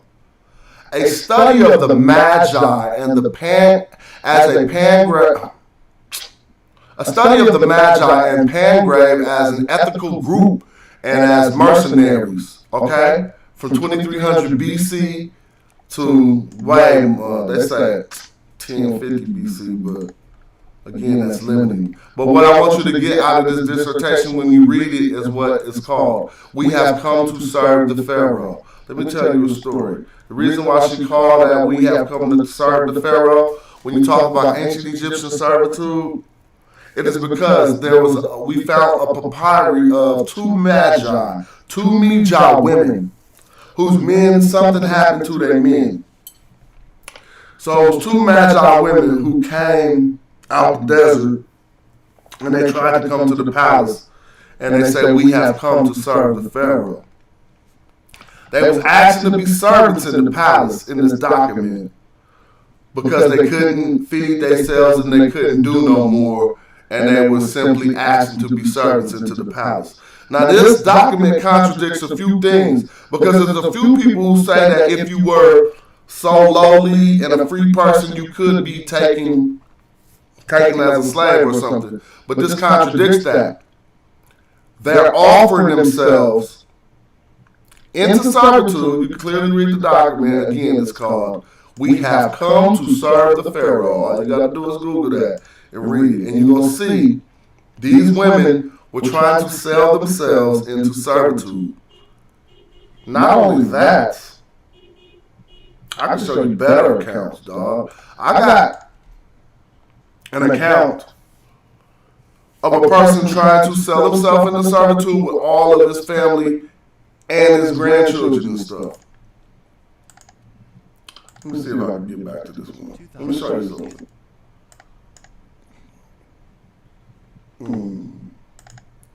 Let me see if I can show you something real quick. I hope my audio comes through good enough for y'all to hear it. Let me see something. 2,200 years ago, Egyptians made a surprising agreement on a sheet of papyrus. New research by the University of Copenhagen shows contracts, found in the sand where the desert town Tunis once was, indicate that poor Egyptians willingly exchanged their freedom for lifelong servitude. What did he just say? They found papyri that say, just like I said, that ancient Egyptians willingly sold themselves into servitude. Okay? But it ain't just ancient Egyptians, it's Nubians and all people alike. Let's talk about it. I hope y'all can hear that. Let me bring that back. I hope y'all can hear it. Freedom, but lifelong servitude. These people voluntarily chose a life as temple slaves, and according to the contracts, they even signed up their children and their grandchildren. "I'm your servant with my children and the children of my children." These papyri are the earliest well-documented examples of the phenomenon of voluntary slavery. Oh, what did he say? What did he say? Golly, I hate when pseudos be out here. He said these documents are the earliest accounts of voluntary slavery. But what he's going to go on to say is that they would do that so that they wouldn't be forced into servitude. But that don't make no sense. Why would you going to do something that they going to force you to do because so that you won't be forced to do it? You going to do something somebody going to force you to do so you won't be forced to do it. Yeah, that's like when your mom tell you to clean up the house, right? When you was a little kid. Then you got a little older, you was like, let me just clean up since I know mama going to say clean up. You feel me? But that don't make no sense in no other. You don't put yourself in servitude because you're going to be forced to be put in servitude. But regardless, I want to bring this back for anybody who needs to hear somebody else say it but me. Tunis once was, indicate that poor Egyptians willingly exchanged their freedom for lifelong servitude. These people voluntarily chose a life as temple slaves, and according to the contracts, they even signed up their children and their grandchildren. "I'm your servant with my children and the children of my children." These papyri are the earliest well-documented examples of the phenomenon of voluntary slavery. So most temple slaves would be engaged in agriculture one way or the other. And this is an example of what such a life might look like. The contracts are in a Demotic script, an ancient Egyptian. See, they keep calling them temple slaves. So that's what's misleading us. Ain't nobody coming up to nobody talking about, I'm about to serve you for the rest of my life. I'm about to be like a slave. No, it was a different arrangement. Now, I go farther than them, and I can show you people who paid for this. Look. Let me take this off the screen so anybody watching can feel me, y'all. Put on my shalom hat. Shout out to my Hebrews so y'all can feel me. Look, anybody got a document where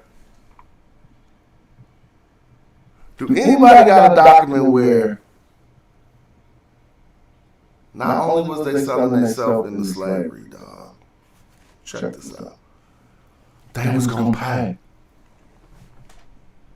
They was gonna pay to be servants. So don't be trying to talk about no relationships between Egyptians and Nubians if you really ain't keen to the nature of the arrangements and you call them this slavery like American slavery. Don't make no sense. You don't know what's going on. This person, I think it was Dinnery, D-H-Dinry, D-H-I-N, right, D-H-I-N-R-Y, Dinry. I'm going to find it in my work. Offered to pay like 92 debits a month for the rest of his life to be a person's servant. Okay? So it's nothing like anything we talking about. That wasn't no slave. This is what it was. I gave my grandest thought to it. This is what I conjecture. This is my conjecture. Imagine living in the bush. Imagine the first civilizations on Earth arising. The first ones. Everything before that was small little groups of 20 people. You come and you see an area with like 30,000 people. And they building stuff and doing stuff. And you see one person in an area that needs some help. In order to get into that society, it was a meritorious society. What you can do, what you got. What can you do, what do you have? That's what a meritorious society is, all right? You ain't got nothing, so now everything start being based on what you can do. This is only my conjecture, because I'm trying to figure out who would tell somebody they gonna pay them to be they servant. Not you pay me to be your servant, I'm gonna pay you. Was no form of cat shadow involved. Whoever proposed that don't want to talk about that. I got the documents. They did the work on that. Man, come on, man. Let me show y'all, bro. I hate when people be so pseudo, acting like they really be researching, and then when you do just a little bit of research, you be saying how bold they is. Let me show you. Go back to my own work. Rap God, G-O-D, let me see, WordPress. And it's because, let me show you, on this damn slavery document. I'm going to give it out some information for people to understand, could understand and enjoy what they're hearing. Somebody said they, but you can't hear, dude was low? Okay, my bad, I know dude is low, but you can see that video and pull it up. Yeah, Jet is eternity, just like I said when I read it, yeah, right. So it was the house, the funerary estate, meaning the house of forever, basically. But let's keep on getting in. I just read that off the comments real quick. What I wanted to do was get back to my documents on slavery and show y'all some more sources for us to combat when people are saying, nature Nubians and slaves. Man, you don't know what you're talking about. Subjugation was different and you don't know exactly how it transpired. And so, let's see, which other document have I got into? There's some good ones in here. But this is something else to pay attention to.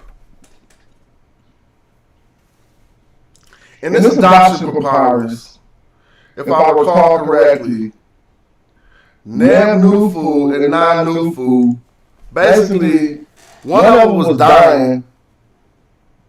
Oh no, they wrote a will like, yo, if I die, I'm adopting my wife to be my daughter. You feel me? So that y'all can get my inheritance.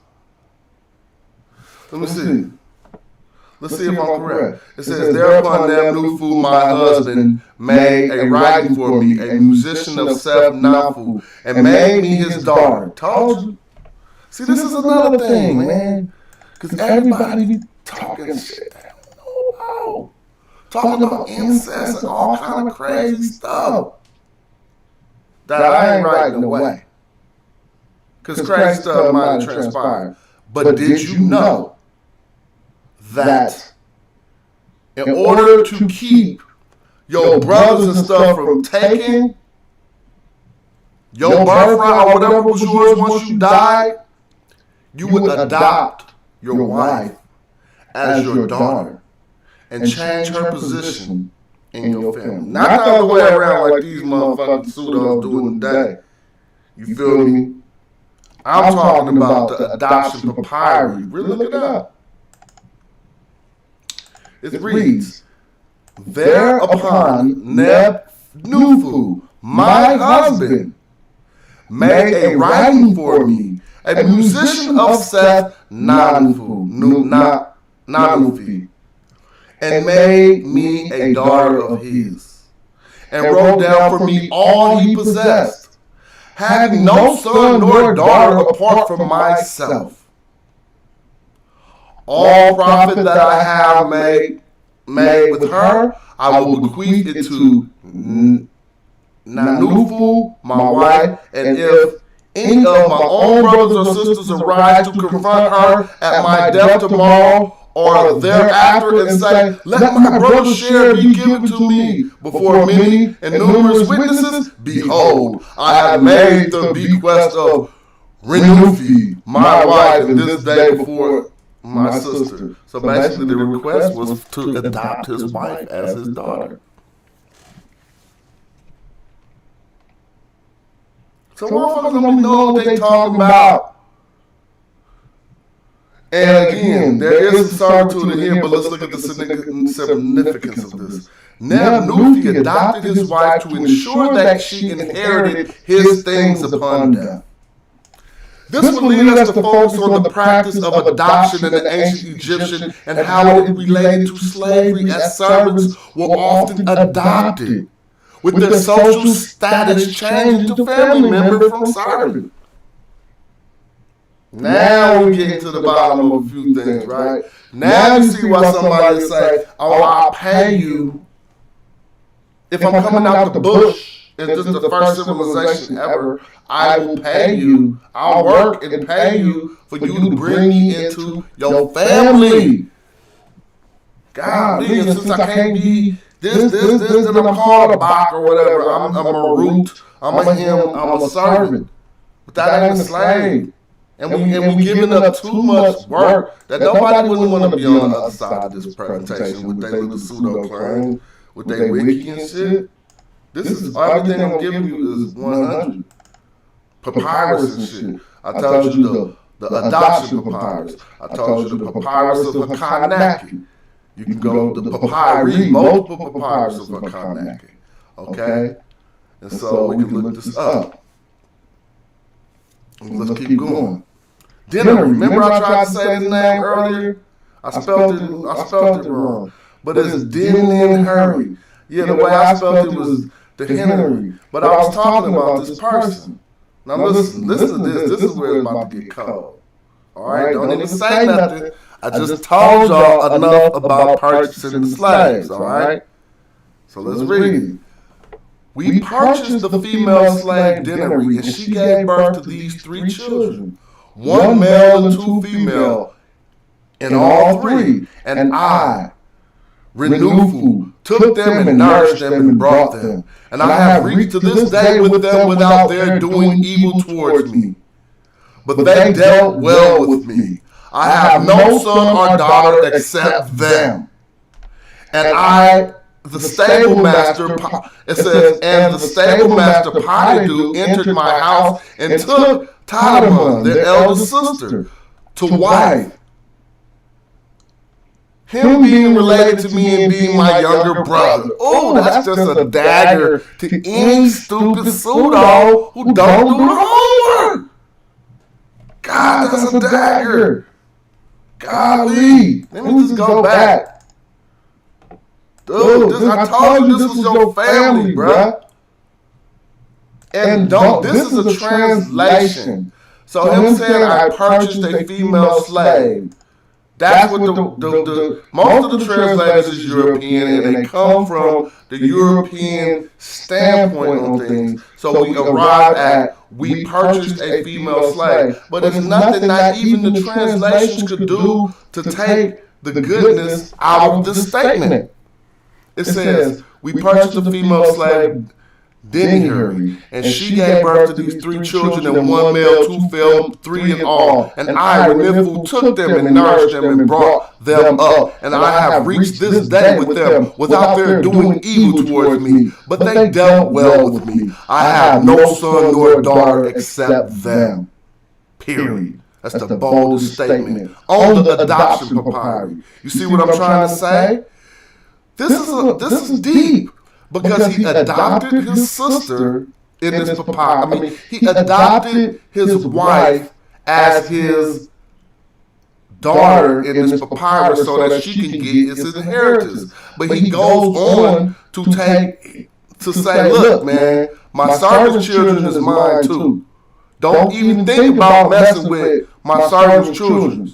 They never did evil towards me. They never dealt with me bad. And I ain't got no son or daughter but them.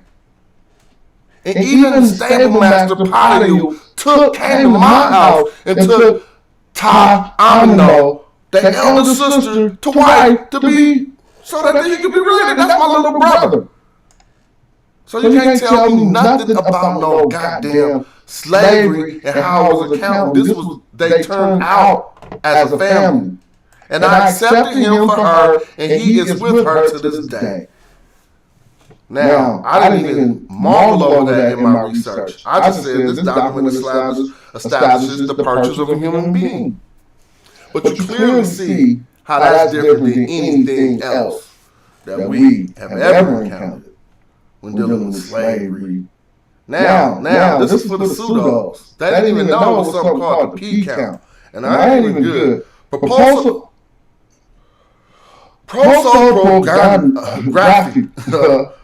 Ptolemaica. But that word right there is crazy.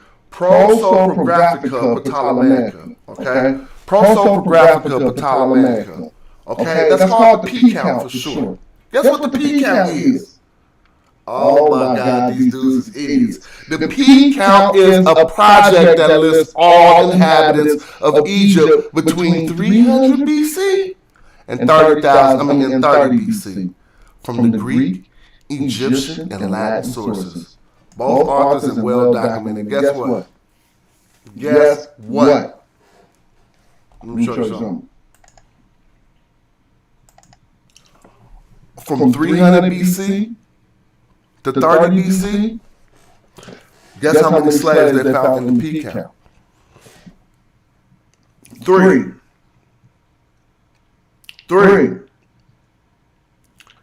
In the P count of all the documents from 30 BC, from Greek, Hieratic, or Demonic, and Medo-Neutral Egyptian sources, they found 3 quote-unquote slaves in the P count. Let me show you that so you can look that up. If you want to look that up, it's called Prosopographica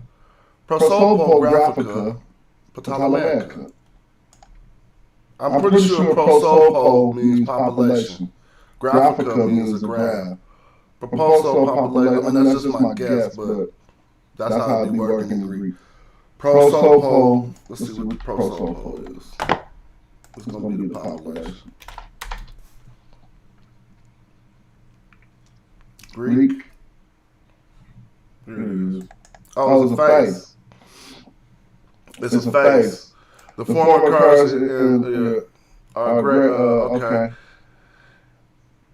Inability to recognize the faces of familiar people, typically as a result of damage in the brain. Okay, so it's basically identifying the faces in ancient Egypt. What was that work? Okay, that's cool. I didn't know what that word meant, and now I do. But back to the word though, because we beating their head in the ground. How long would they do? Gotta go back to math. Yeah. 3 slaves in the Peep count. And you can look it up for yourself. Alright? But I want to give y'all some more. And definite source, one of my best sources for this. I thought I made my point a little bit well about the how Nubians and Egyptians fought all the way up into a time period of about about the 18th dynasty. You feel me? Where they kind of had different relations, but I also established the fact that Unes in the 6th dynasty called them Smear Nebu, gold friends. These were his gold friends, and he went to Mijah, Yam, Wa'at, and another one, in order to gather up an army of 10,000 men to bring back, and Magi, in order to bring back the men. You see what I'm saying? And so at about the time period when I showed you Assur-Haddon was carrying the Nubians off who were protecting Egypt, then we know that all of the previous fighting and the subjugation, dealing with whatever, for whatever reasons, it wasn't one way either. It wasn't one way either. Nubians was taking Egyptians too. Don't get that twisted. Don't leave. I got it. His name is Need. I can't remember him. But it's the brother with the Nubian. He came back with the Egyptian wife and the Egyptian family. He was the Nubian. Like, look, bro, we get it in. But I ain't gonna go there. I'm gonna keep it right, keep it easy for y'all. The Culture of the Officialdom by J.J. Shirley is a really good dissertation. One of the reasons why you would possibly want to read The Culture of the Officialdom is if you got a lot of clowns acting like they know what they're talking about, and they're talking about slavery and Kemet, and they use a lot of white people work. What you want to do is go find an honest white person, Egyptologist, scholar, who ain't tainted by the history of racism that pervades the whole, that pervades Egyptology, you know what I'm saying, and is willing to tell the truth. And so J.J. Shirley documents what she calls a meritorious rise that any Egyptian could take. Because the officialdom, the culture of the officialdom of Kemet was actually a meritorious one. And so this is how we can find Hyksos, Hebrews, and anybody who come in Egypt can rise up into prominence. Right? It's because of what I'm talking about. But we want to show how she documented some of this. And one of the first ones that I'm showing is one of the ones that I think this is the closest thing you'll ever get to Moses. Right here. Amos. He was Kared in Cap. Kared in Cap. Right? Let me see. A child of the nursery. That's Kared in Cap. Child is the same word that it was in ancient Egypt. It still has a C-H-L-D, just like it had in ancient Egypt. If I pull up an ancient Egyptian dictionary and type up child, it's going to be C-H, it's going to be C-R-D or C-L-D, which is both copies for child. But a child of the royal nursery, now what does that mean? It means Amos was an orphan, just like Moses. He was a scribe of divine writings. What does that mean? That means, dude, I think I even found Moses. He was a scribe of divine writings. That means he was schooled in all of the ways of the Egyptians, basically. If you were a scribe of divine writings, you wrote the Manumission. If you were a child of the royal nursery, you were orphan. It don't say nothing about the river. But he was also a head of the mysteries in the house of the morning. But why did I put out these 3 titles? Because we gotta be listening hard in order to get knowledge. What does this do? This documents something, dog. You gotta be peeping game. That's what my shit called peep game. Dude, if you ain't a critical thinker, then let all my people who watching this critical think for you. They gonna write it in the chat, because everybody knows we thinking like, look. If you're a child of the royal nursery, then you're an orphan. Nobody knew who your parents were. Okay? But you're a scribe of divine writings who becomes the head of the mysteries in the house of the morning. What does that mean? You took a meritorious rise from being an orphan child in the nursery. But he was a child of the royal nursery, y'all. Let's get that clear. Like Moses, and his name is Amos. And I put TT 241 so you can find where to look him up too. And Tune 241. Alright. Now, here go a different one. I don't even want to say the name wrong, but that's a clean ass name. Tanun. Janun. You feel me? He went from an army scribe to the overseer of the army. Jadi. He went from a soldier to the chief of the army. Senefri. Rise from the storekeeper to the overseer of the seal. Tutmos. He was a royal butler. A royal bach. A royal butler. But I don't have the rest of Tutmos. What did he rise to? Ursahat was another person who was a child of the royal nursery. Ursahat. Okay? Powerful and foremost. The foremost of power. Userhat. Hot being foremost, like Hathor, and User being power. Usser Mahat Ras and Tepera. Userhat was the foremost of power. He rose up from a common man to a ranking official. One of his first titles was Child of the Royal Nursery. God, these motherfuckers make me, excuse me. I'm just saying, why am I feeling that way? Hold on. Because it can't be no shout out from the mic, from the mic. Nah, I gotta be clear. Yeah. Look, this is why I feel this way. It's because how do we find, in a place with people talking about slavery and servitude, how do we find orphans? Let me scratch my chin on that one. These dummies. How do you have... So you said there was some orphans? Show me one black orphan during... I'm not talking about a black kid who mama got killed and his daddy got killed in slavery and he was orphaned that way. He was a slave too. They put him into slavery. He wasn't taken into the royal nursery. How could an orphan child in ancient Egypt wind up in the royal nursery? Golly, people stupid. How could a child wind up in the royal nursery if we were subjugating and everybody was slaves and shit? Wouldn't that just be a free slave?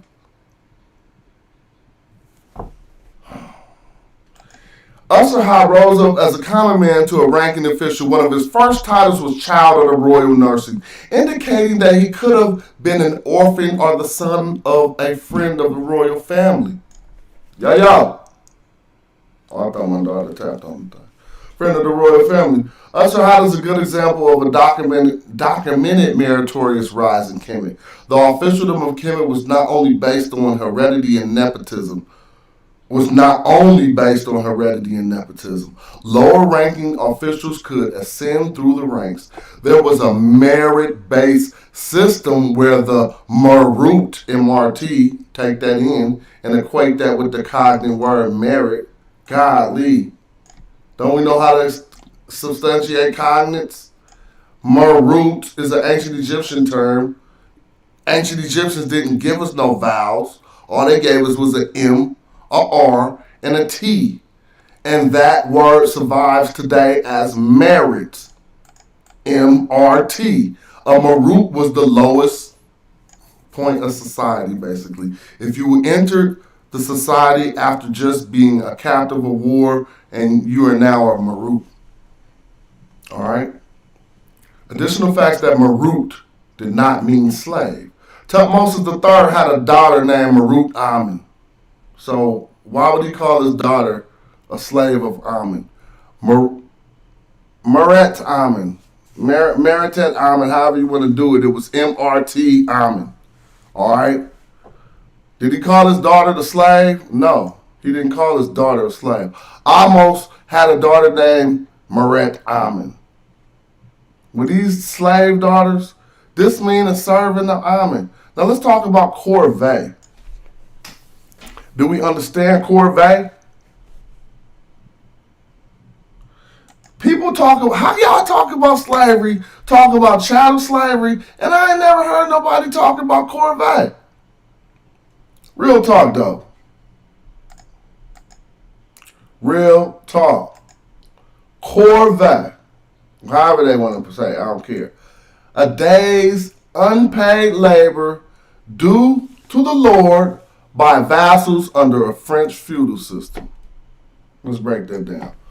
A day's unpaid labor due to a lord by vassals under a French feudal system. It goes down to ax. It breaks down to come with or to ax. The root for corvée is to ax. But it's about unpaid labor in a French feudal system. What it is a form of a mandatory contribution. Look, I breaks it down right here. And this is a quote. This is not me. This is Carol Weber and Aaron Wildovich. All right. Corvée, the mandatory contribution of personal labor to the state. Golly, dudes only know dumbass words like chattel. Chattel slavery, chattel. You pseudo. You don't be reading no books. Corvée, the mandatory contribution of personal labor to the state, was the earliest form of taxation for which records exist. Indeed, in the ancient Egyptian language, the word for labor was synonymous for taxes. Hold on. What did they just say? Golly, they breaking it down. I gotta read that slow because sometimes when people sentences got all these words and shit, we don't really understand what it's saying. Corvée is the mandatory. It's mandatory. Okay? You gotta contribute. That ain't slavery. The mandatory contribution of personal labor to the state. This is cooperative economics.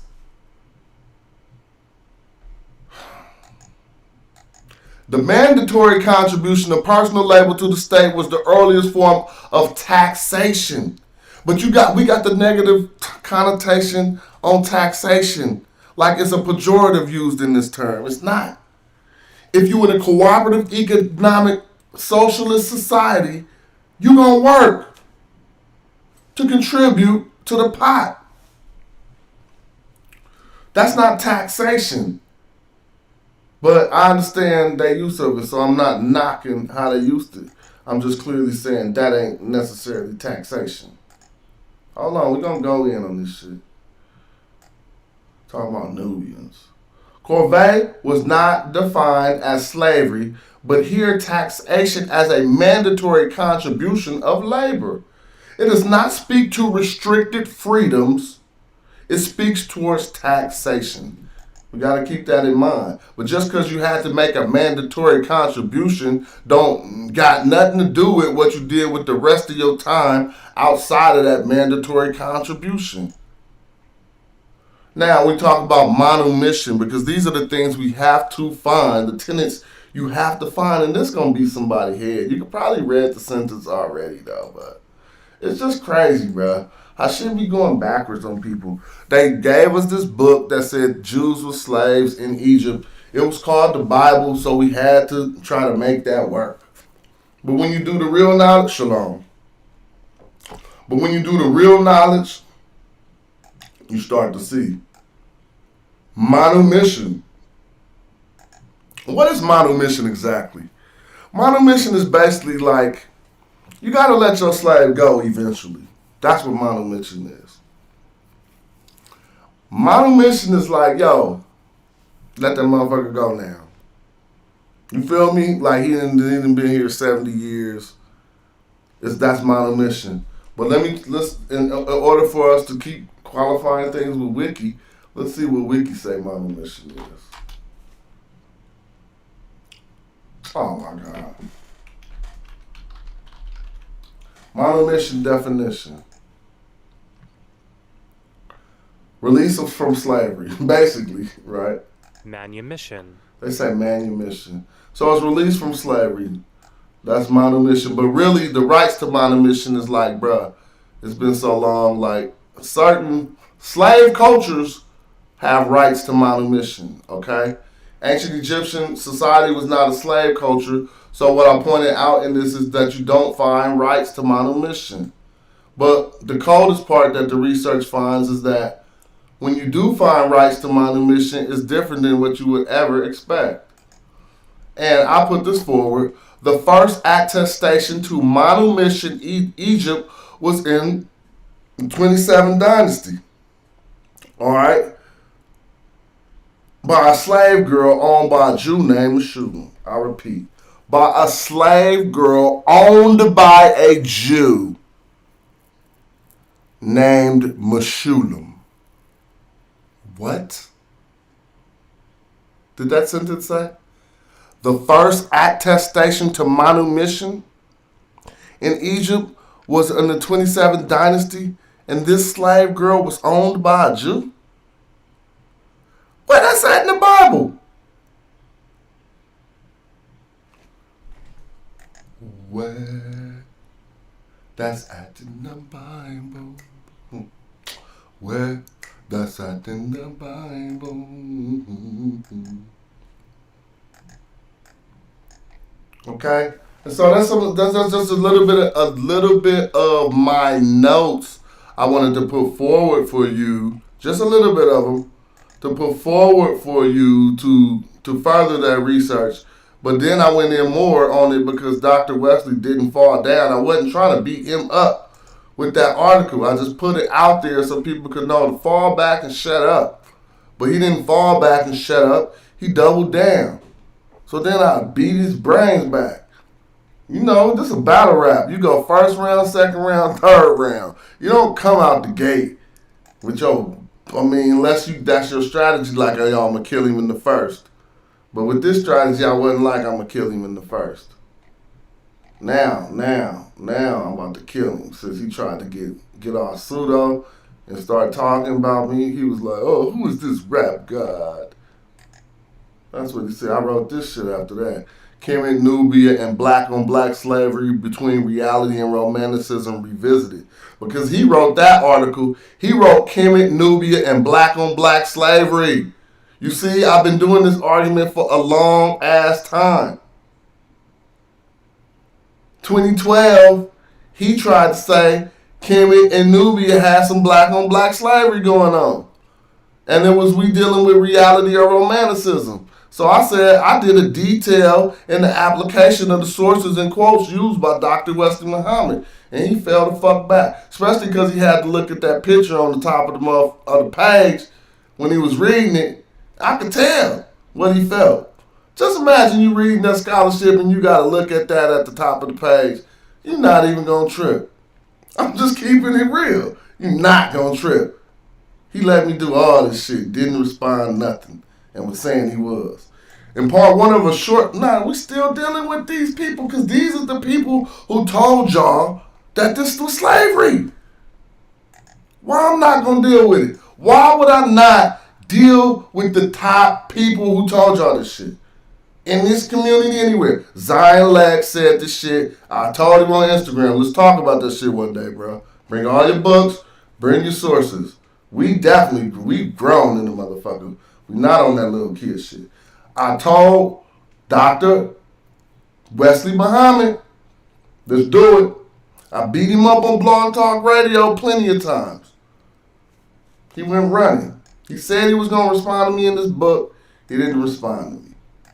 But he was the one spreading these photographs around saying shit like this. Let me see. Oh, that's beautiful. Because now I seen something that I was looking for. Let me see. I forgot it's in my own work. Let me see. Damn, see, that's some of these old links are from 12 years ago, so they're not linking to what they used to link to. That make me mad. Anyway, he was one of the main dudes in this article talking about how they hated Nubians and all that old. Man, he was using the work of somebody named Stuart Tyson Smith, who wrote a book called Wretched Kush, who in that book, it was just so goddamn racist, that book, bruh. It was ridiculous. You know what I'm saying? Look at this. Hold on. I don't know why I got this on here. I'm not even going to go through it. But, oh, this was Simro Set. Okay. Hold on. Beloved of the Doom, the foremost of Tasset. That's interesting. Yep. Debunking was a Nubian god found in the pyramids text as Debunking, the lord of Nubia. If we look at the above translation, we see Simro Set III wore the epithet beloved of Dinwin, of Didun, excuse me. It's Didwin up here, but they put Didun in that translation. A Nubian god. Simro Set, this is the one from the 3rd dynasty who I told you who was the harshest on enslaving Nubians. Bruh, dude, I'm bringing out an article from 12 years ago. Cat's talking about this shit right now. Go beat up my article from 12 years ago about it. Simro Set was from 9 years ago. Simro Set was primarily concerned with Nubians who breached the lower cataract, not enslaving Nubians. He venerated the Nubian god. His southern campaigns were to fortify Egypt's border and trading routes in Nubians, not to procure chattel commodities. As a matter of fact, let me talk about that for a minute. You got to expound on some of this shit. See, he was obsessed with pushing the borders further than his father. That's all he was obsessed with, man. God damn. Simro Set wanted to be better than and bigger than his father. So his father had pushed the border so far, and he was like, you know what? I'm going to take the borders of Egypt to the air. And said he was going, and so he went south more than anybody fighting the Nubians, and went north more than hella people. It was actually Simro Set, called by Herodotus, Sarostus, who they said left the army in the Georgian mountains, who was the Colchians. The Colchians. The Colchians are a leftover remnants of Sarostus' army. Simro Set. And this is how Herodotus knew that they were left over from Saros's armies because they were dark-haired with woolly skin. And I'm quoting now, paraphrasing. Just like others are, so that doesn't mean much, but the Colchians, Egyptians, and Ethiopians are dark-skinned, woolly hair, and they all practice circumcision. This is Herodotus talking, all right? About a different time period, but still. There was a time when most African wars were black on black. But are we to use this as evidence of slavery, that slavery was an institution in Africa before foreign invasions? As Lovejoy states, slavery was not a central institution in Africa, and it only occurred on the outskirts of African society. That's Paul Lovejoy, by the way. Slavery occurred in Africa, but the claim in question is by Dr. Wesley Muhammad that it is a gross display of cultural naivety and romanticism to deny the fact that the institution of slavery has since the beginning of the historical period been a part of African cultural experience. But that's some of the biggest bullshit ever. That's stupid ass statement. Let me look at the chat. Hold on. Shout out to my people because I ain't looked at the chat. But yeah, he didn't even know what he was doing. All them pseudos. When he cherry picked, he didn't know what he was doing. Let's get back to it though. Look. Now, I put it out here.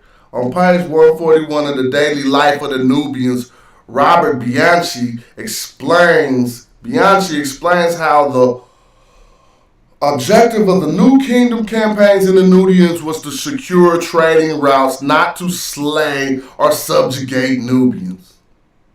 Okay? Didn't I say that too? It was about the trade, the gold. I started my whole stuff talking about the gold. And now we right back here. Bianchi does not deny that slavery existed, but makes no claims that slave raids ever took place by Egyptians and Nubians. And that's something that didn't. Man, that's some white shit. It ain't no such thing as slave raids in ancient Egyptian culture. That is pseudo. Slave raid, slave raider, all that stuff, that's European, bro. That wasn't happening. Wasn't no slave markets, wasn't no place to keep no 1,000 people. Where you gonna keep 1,000 people? It'll take 500 people to watch 1,000 people. If they had superior weapons to them 1,000 people, how you gonna be depleting your workforce like that if you got them trying to do some labor? Don't make no sense. But I'm gonna keep on beating them past this book. I just want to keep on showing y'all, dude. This ain't nothing. We're gonna go all the way. It should be nobody ever talking about this shit ever again. Once I keep resurfacing, because I come back every 5-6 years when cats keep talking that stupid stuff. Ma'at and Amun-Ra slave religion and slave god. This is what this fool said. This stupid fool wrote this. This chapter in I wrote this, but I'm quoting what the stupid fool wrote. Those two words are in the Bible. This chapter in Kemet Nubia and Black on Black Slavery, titled Ma'at and Amun-Ra Slave Religion and Slave God, it's not just, man, oh my God. Alright, it's not just a judicious assessment of Ma'at, it's not a judicious assessment of Ma'at or Amun-Ra. His comparison between the African spiritual tradition of Ma'at and a religion allows the reader to measure the fathoms of Dr. Muhammad's Egyptian studies. One must, sapienta et virtuous to refrain from documenting defenses. See, look, this is, so I just had to write this way because I'm going against this PhD ass motherfucker. You feel me? I'm just keeping it in the butt to where I'm even having problems reading back over my own shit. But documenting automatisms, documenting defensive automatisms. Okay, whatever. That arise so conveniently in our mind when thinking of rebuttals to inquire that have offended us. I didn't like that sentence, straight up. In order to depict Amun-Ra as a slave god, one would have to at least use the actual decree of Amun-Ra as how to treat slaves. But I'm not going there. Y'all can all read this book. And that was the end of it. I still got to make some sense out of that last goddamn sentence, how I wrote this shit. But I'll do that later.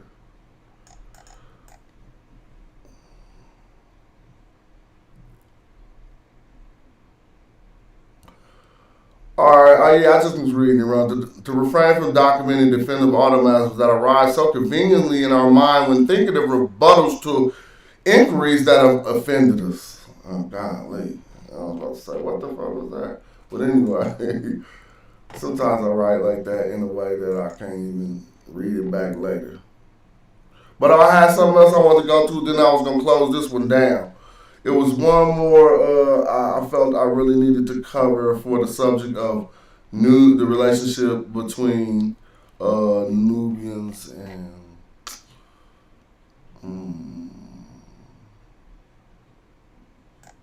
well, whatever. Let me go back out and deal with the people real quick. Peep gang. See, there's some of my family members in the chat. I'm trying to build my page up, so thanks for coming through. Somebody said, I speak French, and nowadays Corvee is used to describe tasks that you do to help out around the house, such as cleaning and laundry. Thank you. Basically contributing to the household task. Oh, that was so good that you put that up. It was possibly cooperative indeed, yep. Somebody else said, Securing trade routes to trade slaves along with other goods doesn't make it better, bro. Nah, not necessarily securing trade routes to trade slaves. It was no such thing as a slave trade. You want to hear how foolish you sound? Going into Nubia, the trade route was between Nubia and Egypt. So you trying to say the two commodities fought themselves to be the commodities? See, you ain't making no sense. A trade route between Egypt and Nubia would have Canaanite slaves on it. Idiot. And I'm just calling you that for just because you said some idiotic shit. A trade route between ain't about to have. I take that back. I don't want to get you to, but I'm using in the regard of how you coming at it. Slave routes, slave markets, slave rates, and all that shit. That amasses a large amount of people in order to be able to do stuff that you couldn't even have done with a bow and arrow. You can't go on no slave raid with a bow and arrow.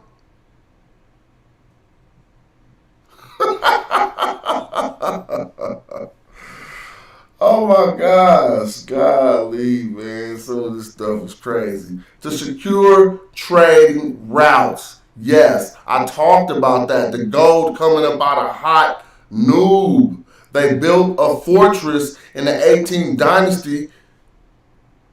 Man, if you're trying to tell me that ain't Tutmosis fortress, I'm gonna be hella mad. Shit. But yeah, I built on that and I put up, but I had a few more things I wanted to show. Oh, hold on, no, I could go back and even see. I wasn't even looking. But I had a few more things I wanted to show in regards to that before I got up out of here and go greet my daughters and stuff. Because they've been home. I want to see what my daughter did today at school, both of my daughters. Let me see. But I had one thing I wanted to share with y'all. In closing, we looked at Nubian pharaohs that people didn't know about, that clearly called themselves pharaohs. Called themselves Nubian, like I'm the Nubian. One of my articles.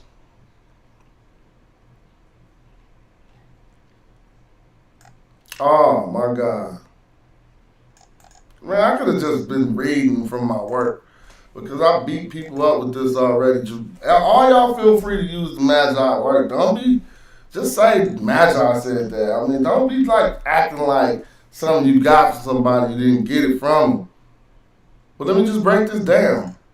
Because I didn't even go this far, man. God, why I didn't even tell y'all that. Remember when we was talking about comb on bow, yo? People so silly.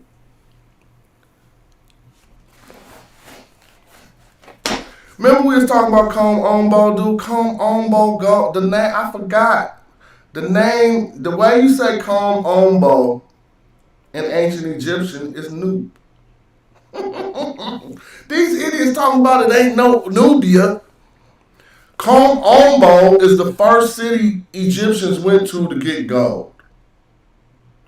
The way you say comb on bow is not Egyptian. That's like either Swahili or Arabic or some other shit.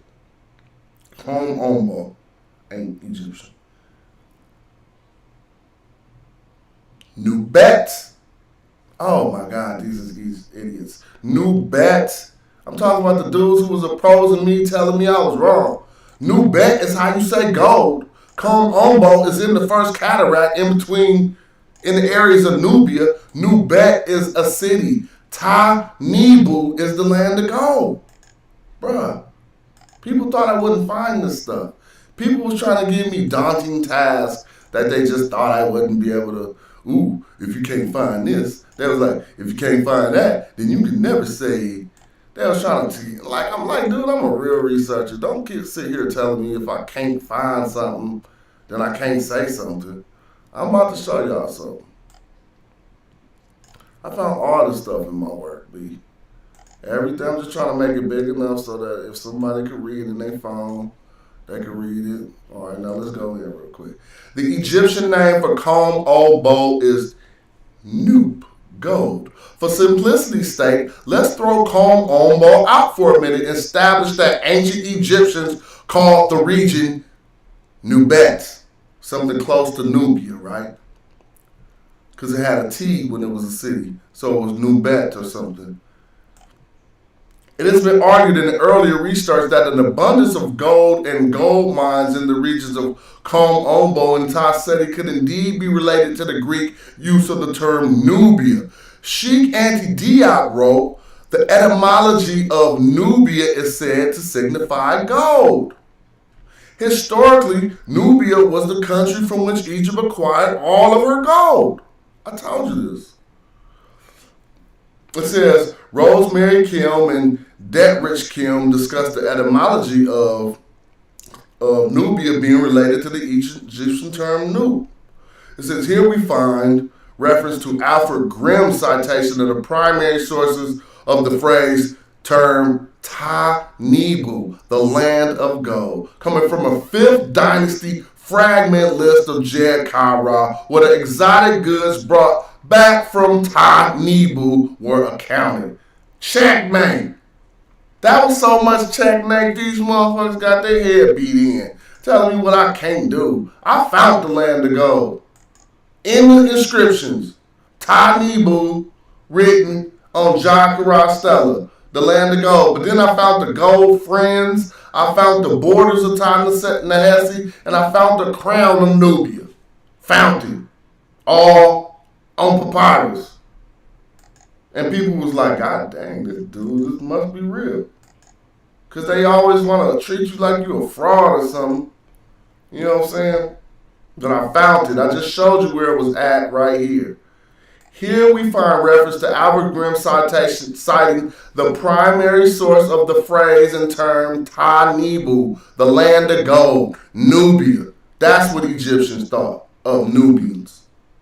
The land of gold, coming from a 5th dynasty fragment list of Jed Kara, where exotic goods, Jed Kara. We just got through talking about that one Jed, right?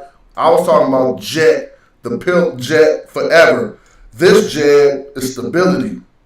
Ka being your soul, your spirit, and Ra being Ra.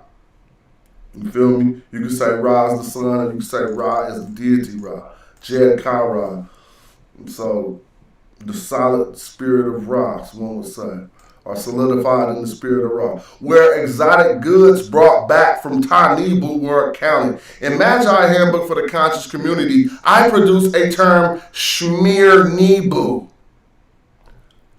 gold friends, which was associated with a particular people in Tarseti. So you can't tell me nothing. This is how I got on the Amara Squad with this exact research.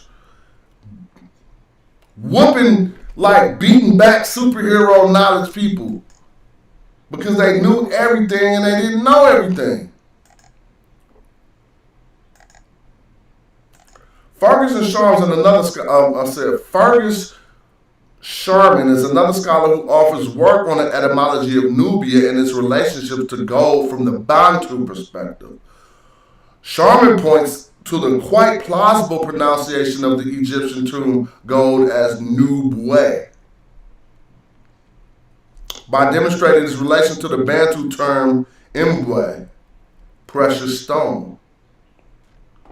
Sharman goes on to demonstrate the interchangeability of the N and M, meaning the ancient Egyptian and Bantu languages, to substantiate the theory of the ancient Egyptian term Nebu is etymologically related to gold. The evidence that Nebet is an etymon for Nubia is not the evidence that Nubet is the etymon to Nubia is not overwhelming, but it prevails over the lack of evidence to the contrary, so much so that it causes its opponents to inadvertently switch their stance from what Nubia means to where Nubia is. That's exactly what them squares tried to do. You know what I'm saying? But hey, I'm showing you Nubia was the heart of Egypt, and the first gnome of Egypt was in Combe Ombo, which was Nubet, which was Nubia. Golly. So how you gonna be like Egyptians enslaved Nubians? Dude, you see Ombo right here on this map? That's Tasseti. That's Nebet. That's Nubia. Okay? Right down here. The second Ombo was about this. I mean, the Nakata was the second area that would go. Well, we ain't talking about that. Another map below, we see the Gnome, the upper region, blah, blah, blah. Tasseti. The first Gnome was called Tasseti, land of the archer, Ta Kentet. People don't know about that name. But Tasseti was also called Ta Kentet, is the frontier. Okay? And we gotta know that. Down here.